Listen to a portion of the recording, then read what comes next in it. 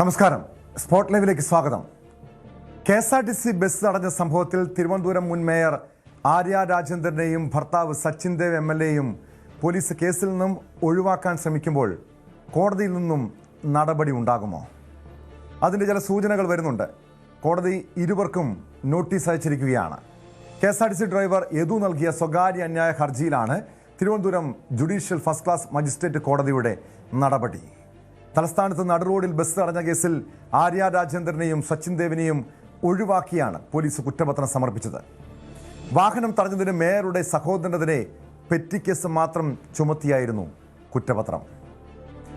വിവരങ്ങളുമായി സാരംഗ് സുധാകരൻ ചേരുന്നുണ്ട്. സാരംഗ്, നമുക്കറിയാം ഇതിൻ്റെ ദൃശ്യങ്ങളിൽ വളരെ വ്യക്തമായിരുന്നു. മുൻ മേയർ ആര്യ രാജേന്ദ്രനും ഭർത്താവ് സച്ചിൻ ദേവും കുടുംബാംഗങ്ങളും ചേർന്നൊരു KSRTC ബസ് തടയുന്നു. ആ ബസ് ഡ്രൈവറോട് അപമര്യാദയായി പെരുമാറുന്നു. പക്ഷേ പോലീസിൻ്റെ ഭാഗത്തുനിന്നും നടപടി ഉണ്ടായപ്പോൾ KSRTC ഡ്രൈവറായ സാധുവായ ഒരു ഡ്രൈവറെ, ഒരു യദു കൃഷ്ണനെ കേസിൽ പ്രതിയാക്കുന്നു.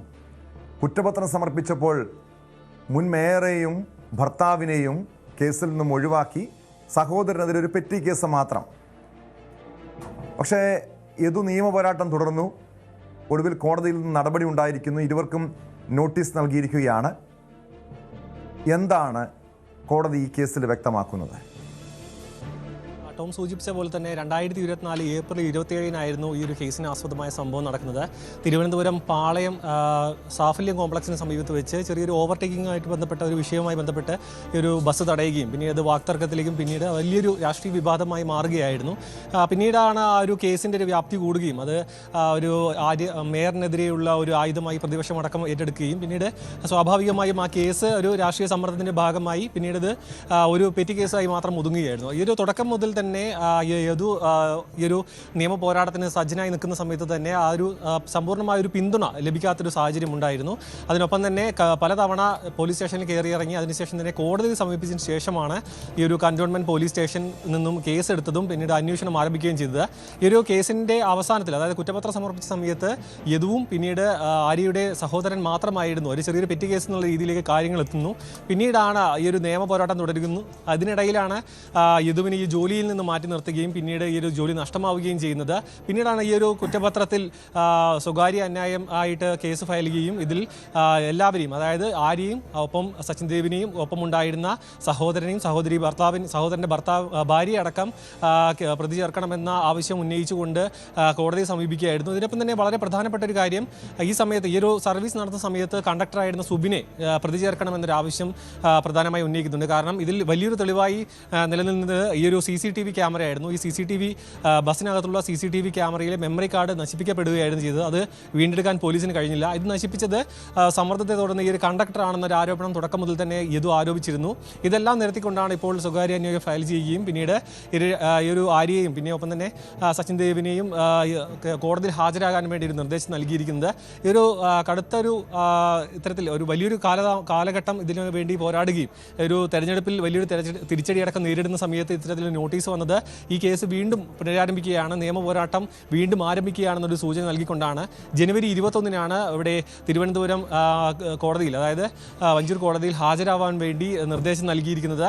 അതിൽ ഹാജരായതിനു ശേഷം വീണ്ടും തുടർ നടപടികൾ ഉണ്ടാകാനാണ് സാധ്യത. ഇത് ഒതുക്കി തീർക്കാനുള്ളൊരു ശ്രമം നടന്നിരുന്നു എന്ന കാര്യം വ്യക്തമാണ്. കാരണം തുടക്കം തൊട്ട് തന്നെ മേയറുമായി ബന്ധപ്പെട്ട ഒരു വിഷയമായതുകൊണ്ട് തന്നെ രാഷ്ട്രീയ സമ്മർദ്ദം പോലീസിന് മേലെ ഉണ്ടായിരുന്നു.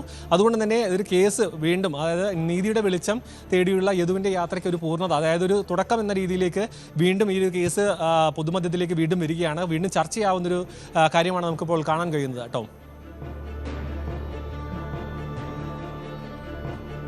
അതാണ് സാരംഗ് സൂചിപ്പിച്ചതുപോലെ.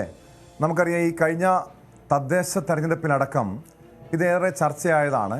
മാത്രമല്ല അതിനുശേഷം CPM-നുള്ളിൽ പോലും ഈ മുൻ മേയർ ആര്യ രാജേന്ദ്രൻ്റെ നടപടികൾ, ശൈലികൾ വിമർശിക്കപ്പെട്ടതാണ്. അതിൽ മുൻ കൗൺസിലർ തന്നെയായത് CPM-ൻ്റെ ഒരു മുൻ കൗൺസിലർ, യുവ കൗൺസിലർ തന്നെ വിമർശനം ഉന്നയിച്ചത് ആര്യ രാജേന്ദ്രൻ്റെ രീതി തൻ്റെ മുകളിലുള്ളവരോട് ഭയങ്കര വിധേയത്വം കാണിക്കും, താഴെയുള്ള ആളുകളോട് അപമര്യാദയായി പെരുമാറുന്ന, അവരുടെ പുച്ഛത്തോടെ കാണുന്നൊരു സമീപനമുണ്ട്. ഒരുപക്ഷേ നമുക്കറിയാം ഈ കഴിഞ്ഞ തെരഞ്ഞെടുപ്പിൽ തിരുവനന്തപുരം നഗരസഭയിൽ വലിയ തിരിച്ചടി ഇടതുപക്ഷത്തിനുണ്ടായത്, CPM-നുണ്ടായത് ആര്യ രാജേന്ദ്രൻ്റെ ഇത്തരം നടപടികളാണെന്നൊക്കെ വിമർശനമുണ്ട്. മാത്രമല്ല, ഒരു സാധാരണക്കാരനായ ഒരു മനുഷ്യനെയാണ് വേട്ടയാടിയത്. വഴി തടയുന്നെന്ന് മാത്രമല്ല, അതിനുശേഷം കള്ളക്കേസ് എടുക്കുന്നു പോലും ആരോപണമുണ്ട്. ആ സാധുവിനെ എത്രത്തോളം വേട്ടയാടിയെന്ന് നമുക്ക് വളരെ വ്യക്തമായ കാര്യമാണ്. പക്ഷേ ഈ കേസിൽ ഇനി എന്തായിരിക്കും പോലീസിൻ്റെ ഭാഗത്തു നിന്നുണ്ടാകാൻ പോകുന്ന നടപടി? കാരണം ഈ കുറ്റപത്രത്തിൽ നിന്നൊക്കെ ഇവരെ ഒഴിവാക്കുന്ന സാഹചര്യമാണ്. കോടതി രണ്ടുപേർക്കും നോട്ടീസ് അയച്ചിട്ടുണ്ട്. ഇനി മറ്റേതെങ്കിലും നടപടികൾ ഈ വിഷയത്തിൽ കോടതിയിൽ നിന്നും അല്ലെങ്കിൽ പോലീസിൻ്റെ ഭാഗത്തുനിന്നും ഉണ്ടാകുമോ? ടോം സൂചിപ്പിച്ച പോലെ തന്നെ ഈ ഒരു കേസ് അത് 2024 നടന്നതാണെങ്കിൽ പോലും 25 ഇപ്പോൾ നടന്ന കോർപ്പറേഷൻ ഇലക്ഷനിലടക്കം പ്രതിഫലിച്ചു എന്ന് തന്നെ വേണമെങ്കിൽ മനസ്സിലാക്കാം. കാരണം വലിയൊരു തിരിച്ചടി CPM-നേറ്റത് ഇത്തരത്തിൽ നടന്ന ഒരു കേസായിക്കോട്ടെ, ഇതുമായി ബന്ധപ്പെട്ട ഒരു രാജേന്ദ്രൻ്റെ ഒരു പ്രവർത്തന ശൈലി തന്നെ വിമർശിക്കപ്പെട്ടിരുന്നു. കാരണം ഫലം വന്ന ഉടൻ തന്നെ ഒരു പാർട്ടിക്കകത്തു നിന്നും കൗൺസിലർമാരിൽ നടക്കുന്ന ഈ ഒരു പ്രവർത്തന ശൈലിയെ വിമർശിച്ചുകൊണ്ടുള്ള ഒരു ആരോപണങ്ങൾ പല ഭാഗത്തു നിന്നും ഉയർന്നിരുന്നു. പക്ഷേ അത് പാർട്ടി തീർത്തും അവഗണിച്ചിരുന്നു. കാരണം അത്തരത്തിലൊരു പ്രവർത്തന ശൈലി ഈ ഒരു തെരഞ്ഞെടുപ്പ് തോൽവി കാരണമായിട്ടില്ല എന്നായിരുന്നു പാർട്ടിയുടെ വിലയിരുത്തൽ. പക്ഷേ ഈ ഒരു കേസ് വീണ്ടും പൊതുരംഗത്തേക്ക് വരുമ്പോൾ, അത് വീണ്ടും വിശകലനം ചെയ്യുമ്പോൾ, ഇതിൽ കൃത്യമായൊരു അന്വേഷണം നടക്കുകയാണെന്നുണ്ടെങ്കിൽ അത് വീണ്ടും ഒരു തിരിച്ചടി ആവാനുള്ള സാധ്യതയുണ്ട്. കാരണം പോലീസിന് മേൽ സമ്മർദ്ദം ഉണ്ടായിരുന്നു എന്ന കാര്യം വ്യക്തമാണ്. അതുകൊണ്ട് തന്നെ ഇതൊരു കേസ് വലിയൊരു രീതിയിലേക്ക് കടക്കാതെ അത് ഒത്തുതീർപ്പാക്കാനുള്ളൊരു ശ്രമം തുടക്കത്തിൽ തന്നെ യദു ആരോപിച്ചിരുന്നു. കാരണം പോലീസിൻ്റെ ഭാഗത്തുനിന്ന് കേസെടുത്ത് അന്വേഷണം നടത്തുന്നതിന് പകരം ഇതൊരു കേസ് ഒത്തുതീർപ്പാക്കി അത് അവസാനിപ്പിക്കാനുള്ളൊരു ശ്രമം തുടക്കത്തിൽ പോലീസ് നടത്തിയിരുന്നു. അതിനുശേഷമാണ് ഒരു കോടതിയിൽ സമീപിക്കുകയും അതിനുശേഷം ഈ ഒരു കേസിലേക്ക് കാര്യങ്ങൾ കടക്കുകയും ചെയ്തത്. പിന്നീടാണ് ഈ ഒരു കുറ്റപത്രത്തിലേക്ക് അടക്കം അന്വേഷണം നടത്തി കുറ്റപത്രം സമർപ്പിച്ചപ്പോഴും ഒരു ഒത്തുതീർപ്പിൻ്റെ ഒരു ഭാവം തന്നെയായിരുന്നു ഈ കുറ്റപത്രത്തിനടക്കം ഉണ്ടായിരുന്നത്. അതായത് ഒരു പെറ്റി കേസ് എന്ന തരത്തിലേക്ക് അത് ഒതുങ്ങുകയായിരുന്നു. പക്ഷേ ഒരു കാലം കഴിയുന്നതിനോടുകൂടി ഈ ഒരു യദുവിന് ഈ ജോലി നഷ്ടപ്പെടുകയും ഇപ്പോൾ സ്വകാര്യ ബസ് ഡ്രൈവറായിട്ട് ജോലി നോക്കുക അടക്കം ചെയ്യുകയായിരുന്നു. അപ്പോൾ ഈ ഒരു കൂടുതൽ നടപടികൾ അതൊരു കോടതിയുടെ പരിഗണനയിൽ വരുന്ന ഒരു കാര്യമായിരുന്നു. സ്വകാര്യ അന്യായമാണ് ഇപ്പോൾ ഫയൽ ചെയ്തിട്ടുള്ളത്. അതിൽ 21-ന് ഹിയറിംഗിന് ഹാജരാകണം. അതിൽ കൂടുതൽ ഈ ഒരു രണ്ട് ഭാഗവും കേട്ടതിന് ശേഷമായിരിക്കും കോടതി ഈ ഒരു കുറ്റപത്രം റദ്ദാക്കണമോ അതോ കൂടുതൽ അന്വേഷണത്തിന് ഉത്തരവിടണോ എന്ന കാര്യത്തിലടക്കം വ്യക്തത വരികയുള്ളൂ. ഒപ്പം ഇതിൽ നമുക്ക് മനസ്സിലാക്കാൻ കഴിയുന്നത് ഈ ഒരു സഹോദരൻ മാത്രമല്ല, സഹോദരൻ്റെ ഭാര്യയും ഈ കേസിൽ ഉൾപ്പെട്ടിട്ടുണ്ട്. മാത്രമല്ല ഈ ഒരു നഷ്ടപ്പെട്ടു പോയ CCTV ദൃശ്യങ്ങൾ അത് വീണ്ടെടുക്കാനുള്ളൊരു ശ്രമം, അതിന് നിർദ്ദേശം കോടതിയുടെ ഭാഗത്തുനിന്ന് ഉണ്ടാകുമോ, അതെങ്ങനെ നഷ്ടപ്പെട്ടു എന്ന കാര്യമടക്കം സുപ്രധാനമാണ്. കാരണം ഈ ഒരു കണ്ടക്ടറെ ചോദ്യമുനയിൽ നിർത്തിക്കൊണ്ടായിരുന്നു ഈ യദുവിൻ്റെ ഒരു വിമർശനം ഉയർന്നത്. മാത്രമല്ല ഇത് സ്വകാര്യ അന്യായത്തിലടക്കം പരാമർശിച്ചിട്ടുണ്ട്. അതടക്കം വിലയിരുത്തിക്കൊണ്ട് രണ്ട് ഭാഗവും കേട്ടതിന് ശേഷമായിരിക്കും അടുത്ത മാസമാണെങ്കിൽ പോലും അതിലൊരു കൂടുതൽ നടപടികളിലേക്ക്, അതായത് പുനരന്വേഷണം അടക്കം ഒരു സാധ്യത തള്ളിക്കളയാൻ കഴിയില്ല. ഈ ഒരു കുറ്റപത്രം റദ്ദാക്കുമോ എന്നടക്കം കോടതിയുടെ പരിഗണനയിൽ വരുന്നൊരു കാര്യമാണ്. ഇനിയിപ്പോൾ ഈ ഒരു രണ്ട് ഭാഗത്തിൻ്റെയും ഒരു ഹിയറിംഗ് നടത്തിയതിന് ശേഷമായിരിക്കും ഇതിൽ കൂടുതൽ കോടതിയുടെ തീരുമാനത്തിലേക്ക് കടക്കുക കേട്ടോ. തീർച്ചയായും അതൊരു സ്വാഭാവിക നടപടിയാണ്. ഒരു സ്വകാര്യ ഹർജി ഫയൽ ചെയ്യുമ്പോൾ സ്വാഭാവികമായി എതിർകക്ഷിക്ക് നോട്ടീസ് അയക്കുന്നത്. പക്ഷേ ഇവിടെ ഈ കേസിൽ പോലീസിൻ്റെ നിലപാട് കോടതി തേടിയിട്ടുണ്ടോ? മാത്രമല്ല അങ്ങനെ ഒരു നിയമ പോരാട്ടം തുടരാൻ തന്നെയാണ് യദുവിൻ്റെ തീരുമാനം. ഒരു പുനരന്വേഷണം ഈ കേസിൽ വേണം എന്നൊരാവശ്യം ഈ KSRTC ഡ്രൈവറായിരുന്ന യദു ഉന്നയിക്കുന്നുണ്ടോ? ടോം, അത്തരത്തിൽ തന്നെയാണ് ഈ ഒരു യദുവിൻ്റെ തുടക്കത്തിൽ തന്നെയുള്ള ആവശ്യം. കാരണം നീതി, അതായത് ഇതിൽ സത്യം തൻ്റെ ഭാഗത്താണ്, താൻ യാതൊരുവിധ തെറ്റും ചെയ്തിട്ടില്ല. മാത്രമല്ല ഈ ഒരു സംഭവത്തിൻ്റെ ഭാഗമായി ജോലി നഷ്ടപ്പെടുന്നു. അതായത് ഒരു KSRTC-യിലെ ജീവനക്കാരെന്ന തരത്തിൽ ജോലിയിൽ നിന്നും ആദ്യം മാറ്റി നിർത്തുകയായിരുന്നു. പിന്നീട് ജോലിയിൽ നിന്നും മാറി വീണ്ടും ഒരു പഴയ ജോലിക്ക് അടക്കം കടക്കേണ്ട ഒരു സാഹചര്യമുണ്ടായി. ആ ഒരു സാഹചര്യം നോക്കുകയാണെന്നുണ്ടെങ്കിൽ തൻ്റെ ജീവിതത്തിൽ മൊത്തത്തിലൊരു മാറ്റം വന്നു. അതായത് ഒരു തിരിച്ചടി, വലിയൊരു ചെയ്യാത്തൊരു തെറ്റിനാണ് ഈ ഒരു ജോലിയിൽ നിന്ന് മാറ്റി നിർത്തുകയും മറ്റും ഉണ്ടായത്. അതുകൊണ്ട് തന്നെ ഇതിൽ സത്യം പുറത്തേക്ക് വരണം. കാരണം അവസാനം കുറ്റപത്രം സമർപ്പിച്ച സമയത്ത് താൻ കുറ്റക്കാരനാണ് എന്ന തരത്തിലേക്കാണ് കാര്യങ്ങൾ എത്തിയത്. അതിലൊരു വ്യക്തത വേണം. കാരണം ഈ ഒരു സംഭവത്തിൽ താൻ മാത്രമല്ല കുറ്റക്കാരൻ, എന്താണ് ഉണ്ടായത് എന്ന കാര്യം ഒരു കോടതിയെയും നിയമവ്യവസ്ഥയും ഒപ്പം തന്നെ ജനങ്ങളെയും അറിയിക്കേണ്ട ഒരു ബാധ്യസ്ഥത അദ്ദേഹത്തിന് ഉണ്ട് എന്ന ഒരു തീരുമാനത്തിലാണ് ഇപ്പോൾ അദ്ദേഹം ഈ ഒരു സ്വകാര്യ അന്യായം ഫയൽ ചെയ്തിരിക്കുന്നത്. അതിൽ ഒരു കോടതി നടപടി ഉണ്ടായതും അത്തരത്തിലാണ്. അതുകൊണ്ട് തന്നെ നിയമ പോരാട്ടം, ഈ ഒരു പോലീസ് കേസ് കുറ്റപത്രം സമർപ്പിച്ചതുകൊണ്ട് മാത്രം ഈ കേസ് അവസാനിച്ച് പോകുന്നില്ല പോകുന്നില്ല എന്ന് വേണം മനസ്സിലാക്കാൻ. അതിൻ്റെ ഒപ്പം തന്നെ കൂടുതൽ, അതായത് ഈ എത്രത്തോളം മേൽക്കോടതിയിലേക്ക് പോവുകയാണെങ്കിലും അത്രയും പോയി ഈ ഒരു നീതി തേടുക, അതായത് സത്യം പുറത്തേക്ക് കൊണ്ടുവരാനുള്ള ഒരു ശ്രമമാണ് നടത്തുന്നത്. ഇതിൽ പോലീസിൻ്റെ ഭാഗത്ത് നിന്ന് മറ്റ് പ്രതികരണങ്ങളൊന്നും ഉണ്ടായിട്ടില്ല. നിലവിൽ കുറ്റപത്രം സമർപ്പിച്ച സാഹചര്യം ആയതുകൊണ്ട് തന്നെ കോടതിയുടെ നിർദ്ദേശത്തിൻ്റെ അടിസ്ഥാനത്തിലായിരിക്കും ഇനി പോലീസ് കൂടുതൽ നടപടികളിലേക്ക് കടക്കുന്നത്. അത് മറ്റ് പോലീസ്, അതായത് മറ്റ് സേനയിലേക്ക് ഈ ഒരു കേസ് കൈമാറുമോ എന്നടക്കം ചോദ്യം നിലനിൽക്കുന്നുണ്ട്. എന്ത് തന്നെയാണെങ്കിലും ഇതിൽ കോടതി കൃത്യമായി ഇടപെടൽ നടത്തുന്നു എന്ന് വേണം നമുക്ക് മനസ്സിലാക്കാൻ. ഈ ഒരു ഇടപെടലിന് ശേഷം എന്തായിരിക്കും ഒരു അടുത്ത നടപടി എന്ന കാര്യത്തിൽ ഒരു ആകാംക്ഷയുണ്ട്.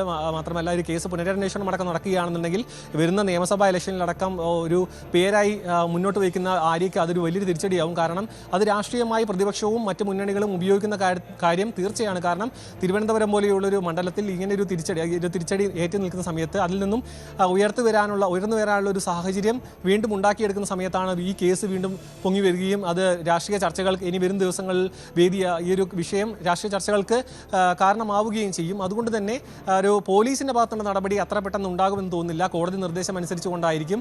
കാരണം ആഭ്യന്തരമടക്കം കൈയാളുന്ന ഈ ഒരു സർക്കാരിൻ്റെ ഭാഗത്തു നിന്നും അങ്ങനെ ഒരു ഇടിപിടി എന്ന തരത്തിലൊരു നീക്കം ഉണ്ടാവാനൊരു സാധ്യതയില്ല. കാരണം ഒരു കോടതി നടപടികൾ കോടതി നിർദ്ദേശത്തിന് അടിസ്ഥാനത്തിൽ, കാരണം സാധാരണക്കാരായ മനുഷ്യർക്ക് പോലീസിൽ നിന്ന് നീതി നിഷേധിക്കപ്പെട്ടാലും അവസാനത്തെ ആശ്രയം കോടതിയാണ്. അതുകൊണ്ട് തന്നെയാണ് യദു കോടതിയെ സമീപിച്ചത്. യദു നൽകിയ ഹർജിയിലാണ് ആര്യ രാജേന്ദ്രനും ഭർത്താവ് സച്ചിൻ ദേവ് MLAയ്ക്കും കോടതി നോട്ടീസ് അയച്ചിരിക്കുന്നത്. പാലക്കാട് വാളയാറിൽ ആൾക്കൂട്ട ആക്രമണത്തിൽ കൊല്ലപ്പെട്ട രാംനാരായണന് വടികൊണ്ട് പുറത്തും തലയ്ക്കും ക്രൂരമായി മർദ്ദനമേറ്റിരുന്നതായി റിമാൻഡ് റിപ്പോർട്ട്. പരിശോധനയിൽ രാംനാരായണന്റെ ശരീരത്തിൽ 40-ലധികം മുറിവുകൾ കണ്ടെത്തി. ആൾക്കൂട്ട കൊലയ്ക്ക് പിന്നിൽ സംഘപരിവാറിന്റെ വിദ്വേഷ രാഷ്ട്രീയമാണെന്ന വിമർശനം ശക്തമാക്കിയിരിക്കുകയാണ് CPM. പ്രതികളുടെ പഴയ കേസുകൾ പരിശോധിച്ച് ആവശ്യമെങ്കിൽ ജാമ്യം റദ്ദാക്കുമെന്ന് പാലക്കാട് SP അജിത് കുമാർ പറഞ്ഞു.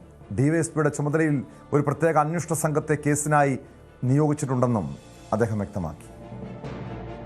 5 പ്രതികൾക്ക് ഇതുവരെ അറസ്റ്റ് ചെയ്തിട്ട് ഇതിലെ നമ്മുടെ ഇൻവെസ്റ്റിഗേഷൻ ഇപ്പോൾ നടക്കൊണ്ടിരിക്കുകയാണ്. സോ അന്വേഷണം പ്രകാരം ഇതിലെ വേറെ ഏത് ഓഫൻസുകളാണ് അട്രാക്റ്റ് ആയിട്ട് വരുന്നത്, ആ ഓഫൻസുകളിന് ബന്ധപ്പെട്ട സെക്ഷൻ നമുക്ക് കൂട്ടിച്ചേർക്കാൻ പോകുന്നു. ആസ് പെർ ഇൻവെസ്റ്റിഗേഷൻ ആണ് ഫർദർ പ്രോഗ്രസ് കേസിൻ്റെ.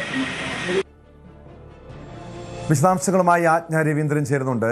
ആജ്ഞ, ഏറെ കരളലിയിപ്പിക്കുന്ന കാഴ്ചയായിരുന്നു നമുക്ക് കാണാൻ കഴിഞ്ഞത്. രാംനാരായണൻ എന്ന നിസ്സഹായനായ മനുഷ്യനെ ആൾക്കൂട്ടം മോഷണക്കുറ്റം ആരോപിച്ച് സംഘം ചേർന്ന് ക്രൂരമായി മർദ്ദിച്ച് കൊലപ്പെടുത്തിയ ഒരു കാഴ്ച. പക്ഷെ അതിനുശേഷം പോലീസിൻ്റെ കണ്ടെത്തലുകൾ, അതായത് പോസ്റ്റ്മോർട്ടം റിപ്പോർട്ടിൽ ശരീരമാസകലം ക്രൂരമായി രാംനാരായണന് മർദ്ദനമേറ്റിരുന്നുവെന്ന് വ്യക്തമാക്കുന്നുണ്ട്. 5 പേരെ പോലീസ് അറസ്റ്റ് ചെയ്തിട്ടുണ്ട്. അതിൽ സ്ത്രീകൾ ഉൾപ്പെടെ ഉണ്ടായിരുന്നുവെന്ന വിവരമുണ്ട്. കാരണം ആ ദൃശ്യങ്ങളിൽ നിന്നാണ് ഇക്കാര്യത്തെക്കുറിച്ച് പോലീസിന് വിവരങ്ങൾ ലഭ്യമായിരിക്കുന്നത്. പക്ഷേ ഇവിടെ ഇപ്പോൾ പുതിയതായി ഉയർന്നു വന്നിരിക്കുന്ന ആരോപണം ഈ പ്രതികളുടെ രാഷ്ട്രീയ പശ്ചാത്തലമാണ്. RSSുമായി BJPയുമായി ബന്ധമുള്ളവരാണ്, BJP അനുഭാവികളാണ് പ്രതികളിൽ 4 പേരെന്ന് CPM ആരോപണം ഉന്നയിക്കുന്നു. ഇവരുടെ പഴയ കേസുകൾ പോലീസ് പരിശോധിക്കുന്നു. ഈ പ്രതികളുടെ ജാമ്യം റദ്ദാക്കാനുള്ള നടപടികളിലേക്ക് പോലീസ് നീങ്ങുന്നു. എന്താണിപ്പോൾ ഈ കേസിൽ, ഈ ആൾക്കൂട്ട കൊലപാതകത്തിൽ സംഭവിക്കുന്നത്?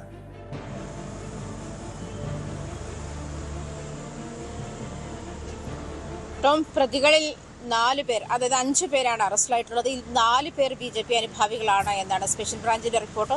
അതേസമയം 4ാം പ്രതി ആനന്ദൻ CITU പ്രവർത്തകനുമാണ്.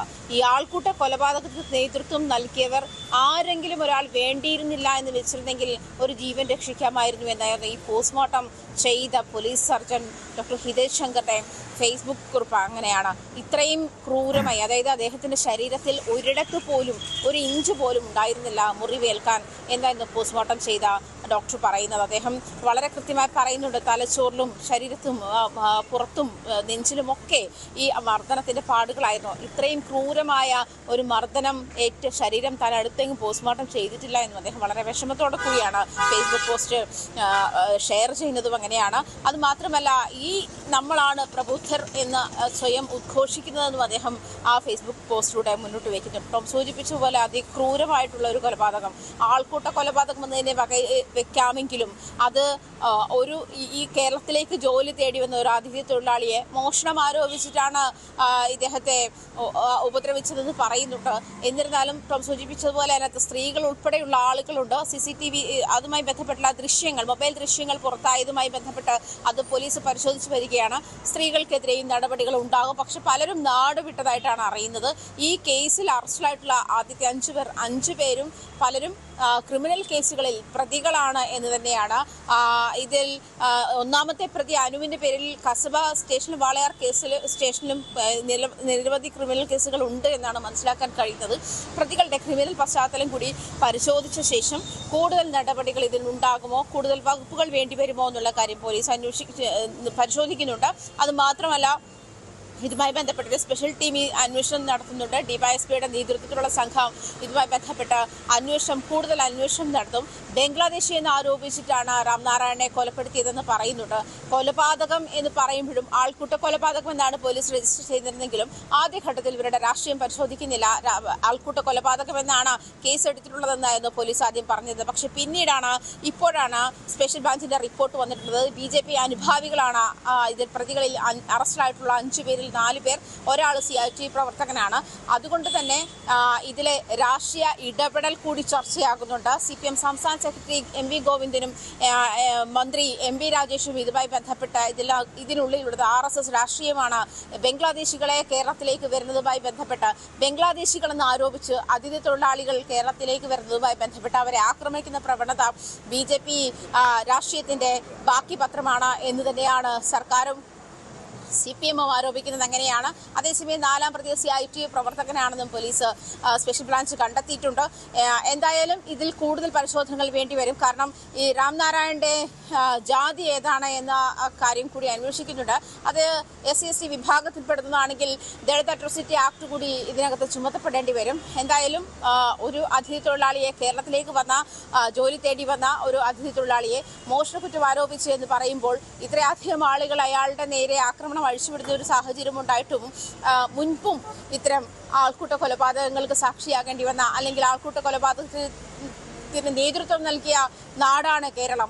അങ്ങനെ ഒരു സാഹചര്യം കൂടി നിലനിൽക്കുമ്പോൾ ഒരാൾ പോലും അത് വേണ്ടെന്ന് പറഞ്ഞില്ല എന്നുള്ളത് വേദനാജനകമാണെന്ന് ഈ പോസ്റ്റ്മോർട്ടം ചെയ്ത ഡോക്ടർ ഹിതേഷ് ശങ്കറും ചൂണ്ടിക്കാണിക്കുന്നു. ഇങ്ങനെ വലിയ, അതായത് കേരളത്തിന്റെ മനസാക്ഷിക്ക് സൂചിപ്പിച്ചതുപോലെ അട്ടപ്പാടിയിലെ മധുവിന്റെ ഓർമ്മകളുണ്ട്. മധുവിനെ പോലെ നിരവധി പേരെ ഈ കേരളത്തിൽ തന്നെ ആൾക്കൂട്ടം വിചാരണ ചെയ്ത് ക്രൂരമായി മർദ്ദിച്ച് കൊലപ്പെടുത്തിയിട്ടുണ്ട്. അതിൻ്റെ ഏറ്റവും ഒടുവിലത്തെ ഇരയാണ് രാംനാരായണൻ എന്ന ഇതര സംസ്ഥാനക്കാരൻ. അവിടെ സ്ത്രീകൾ ഉൾപ്പെടെ ഈ ക്രൂരകൃത്യത്തിന് കൂട്ടുനിന്നു എന്ന് പറഞ്ഞാൽ നമ്മുടെ മലയാളികളുടെ ഒരു മനോനില അല്ലെങ്കിൽ നമ്മുടെ മാനസികാവസ്ഥ എത്രത്തോളം വൈകൃതമാണ് എന്ന് വ്യക്തമാകുന്നതാണ്. ഇവിടെ ഒരാൾ പോലും ഇതിന് തടഞ്ഞില്ല.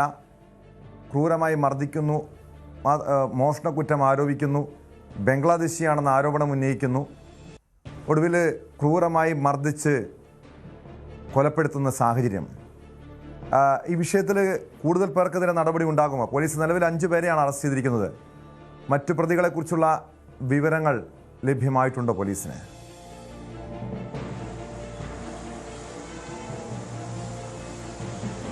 കൂടുതൽ അന്വേഷണം പോലീസ് ഈ കാര്യത്തിൽ വ്യാപിപ്പിച്ചിട്ടുണ്ട് എന്നാണ് ടോം അറിയുന്നത്. കാരണം ഈ മർദ്ദനം നടന്ന സമയത്തുള്ള ദൃശ്യങ്ങൾ പോലീസിന്റെ കൈവശമുണ്ട്. അതിൽ പലരും നാട് വിട്ടു എന്നാണ് പോലീസ് വ്യക്തമാക്കുന്നത്. പക്ഷേ വ്യക്തമാണ് അതിൽ സ്ത്രീകൾ ഉൾപ്പെടെയുള്ള ആളുകളാണ് ഈ രാംനാരായൺ ബഘേലിനെ ആക്രമിച്ചിട്ടുള്ളത് എന്നുള്ള കാര്യം വ്യക്തമാണ്. ഇതുമായി ബന്ധപ്പെട്ട് ഇപ്പോൾ 5 പ്രതികളാണ് കസ്റ്റഡിയിലുള്ളത്. അതിലെ തന്നെയാണ് അവരുടെ രാഷ്ട്രീയ പശ്ചാത്തലം കൂടി സ്പെഷ്യൽ ബ്രാഞ്ച് വ്യക്തമാക്കുന്ന ഒരു സാഹചര്യം കൂടി ഉണ്ടായത്. നേരത്തെ തന്നെ ഇത്തരത്തിൽ ഇത് ബംഗ്ലാദേശ് സ്വദേശികളാണ് എന്നുള്ള തരത്തിലും അതല്ലെങ്കിൽ ഇതര സംസ്ഥാന തൊഴിലാളികൾ, കേരളത്തിലേക്ക് വരുന്ന ഇതര സംസ്ഥാന തൊഴിലാളികളൊക്കെ ബംഗ്ലാദേശ് സ്വദേശികളാണ് എന്നുള്ള ആരോപണം ഉന്നയിക്കുകയും അവരെ ഈ ഒറ്റപ്പെടുത്തുകയും മർദ്ദിക്കുകയും ചെയ്യുന്ന ഒരു രാഷ്ട്രീയം RSSനുണ്ട് അല്ലെങ്കിൽ BJPക്ക് ഉണ്ട് എന്നുള്ള ആരോപണം ശക്തമാണ്. ആ ആരോപണത്തിൽ തന്നെ ഉറച്ചു നിൽക്കുകയാണ് സംസ്ഥാന സർക്കാരും അതുപോലെ CPM-ഉം എന്നുള്ള കാര്യവുമാണ് MP രാജേഷിന്റെയും MV ഗോവിന്ദന്റെയും പ്രതികരണത്തിൽ നിന്ന് നമുക്ക് മനസ്സിലാകുന്നത്. അതേസമയം 4ാം പ്രതി CITU പ്രവർത്തകരുമാണ്. ആനന്ദൻ എന്ന ആളാണ് 4ാമത്തെ പ്രതി. 1 മുതൽ 1, 2, 3 അതുപോലെ 5 ഈ പ്രതികളൊക്കെയാണ് RSS BJP പ്രവർത്തകർ, BJP അനുഭാവികളെന്ന് സ്പെഷ്യൽ ബ്രാഞ്ച് കണ്ടെത്തിയിട്ടുള്ളത്. എന്തായാലും പ്രതികൾ 5 പേരാണ് നിലവിൽ അറസ്റ്റിലുള്ളത്. ബാക്കിയുള്ളവർക്ക് വേണ്ടിയിട്ടുള്ള അന്വേഷണമുണ്ട്. ബാക്കിയുള്ള ആളുകളെ ഐഡന്റിഫൈ ചെയ്ത് വരുന്നുണ്ട്. കാരണം അതിന്റെ ദൃശ്യങ്ങൾ പോലീസ് പരിശോധിച്ച് വരികയാണ്. ഈ സ്ത്രീകൾ അടക്കമുള്ള ആളുകൾ അയാളെ ആക്രമിച്ചിട്ടുണ്ട്. നിരവധി പേർ നേരത്തെ ഈ കുടുംബം, രാംനാരായണന്റെ കുടുംബം മൃതദേഹം ഏറ്റെടുക്കാൻ തയ്യാറായിരുന്നില്ല. 25 ലക്ഷം രൂപ നഷ്ടപരിഹാരം വേണമെന്ന ആവശ്യമായിരുന്നു ഉന്നയിച്ചിരുന്നത്. ഇപ്പോൾ കുടുംബത്തിന്റെ തീരുമാനം എന്താണ്? കാരണം മന്ത്രിതലത്തിൽ ചില ചർച്ചകളൊക്കെ കുടുംബാംഗങ്ങളുമായി നടത്തിയിരുന്നു. അതിനുശേഷം ചില ഒത്തുതീർപ്പ് ഉണ്ടായി. കുടുംബം മൃതദേഹം ഏറ്റെടുക്കാൻ തീരുമാനമായിട്ടുണ്ട് എന്നാണല്ലോ മനസ്സിലാക്കുന്നത്. ഏത് രീതിയിലുള്ളൊരു ഉറപ്പുകളാണ് ആ കുടുംബത്തിന് സർക്കാർ നൽകിയിരിക്കുന്നത്?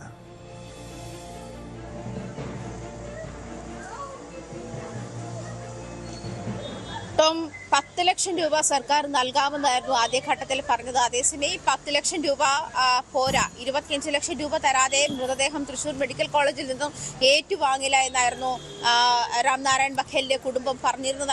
അങ്ങനെ ആ കടുംപിടുത്തത്തിൽ തന്നെ അവർ നിൽക്കുന്ന സാഹചര്യത്തിലാണ് മന്ത്രി കെ രാജന്റെ ഒരു ഇടപെടലിൽ കെ രാജൻ ഇതുമായി ഈ കുടുംബാംഗങ്ങളുമായി ബന്ധപ്പെട്ട് ഒരു ചർച്ച നടത്തിയ ശേഷം ഈ ഒരു ഒത്തുതീർപ്പിൽ എത്തുകയും ചെയ്തത്. മന്ത്രിസഭ ഇക്കാര്യത്തിൽ തീരുമാനമുണ്ടാക്കും എന്നാണ് വ്യക്തമാക്കിയിരുന്നത്. അതേസമയം മന്ത്രിസഭാ തീരുമാനം പിന്നീട് അറിയിക്കാം. അതായത് സഹാധനം എത്രയാണ് എന്നുള്ള കാര്യത്തിൽ മന്ത്രിസഭാ തീരുമാനം പിന്നീട് അറിയിക്കാം എന്ന് തന്നെയാണ് അറിഞ്ഞിരിക്കുന്നത്. കെ രാജന്റെ നേതൃത്വത്തിൽ നടത്തിയ ചർച്ചയിലാണ് കുടുംബാംഗങ്ങൾ മൃതദേഹം ഏറ്റുവാങ്ങാമെന്ന് സമ്മതം അറിയിച്ചിരിക്കുന്നത്. എന്തായാലും 25 ലക്ഷം രൂപ സഹായധനം വേണമെന്ന് തന്നെയാണ് നാരായണന്റെ കുടുംബത്തിന്റെ ആവശ്യം. അങ്ങനെ തന്നെയാണ് ആ ആവശ്യം ഉന്നയിച്ച് തന്നെയാണ് അവർ തൃശൂർ മെഡിക്കൽ കോളേജിൽ പോസ്റ്റ്മോർട്ടം നടത്തിയ മെഡിക്കൽ കോളേജിൽ നിന്നും മൃതദേഹം ഏറ്റുവാങ്ങില്ല എന്നുള്ള നിലപാട് സർക്കാരിനെ അറിയിച്ചത്. അതിനുശേഷമാണ് സർക്കാർ തലത്തിൽ ഇത്തരം ഇടപെടലുകൾ ഉണ്ടായതും. സഹായധനം എത്രയെന്നുള്ള കാര്യം മന്ത്രിസഭാ യോഗം കൂടി തീരുമാനിക്കുമെന്നാണ് അറിയാൻ കഴിയുന്നത്. കേട്ടോ,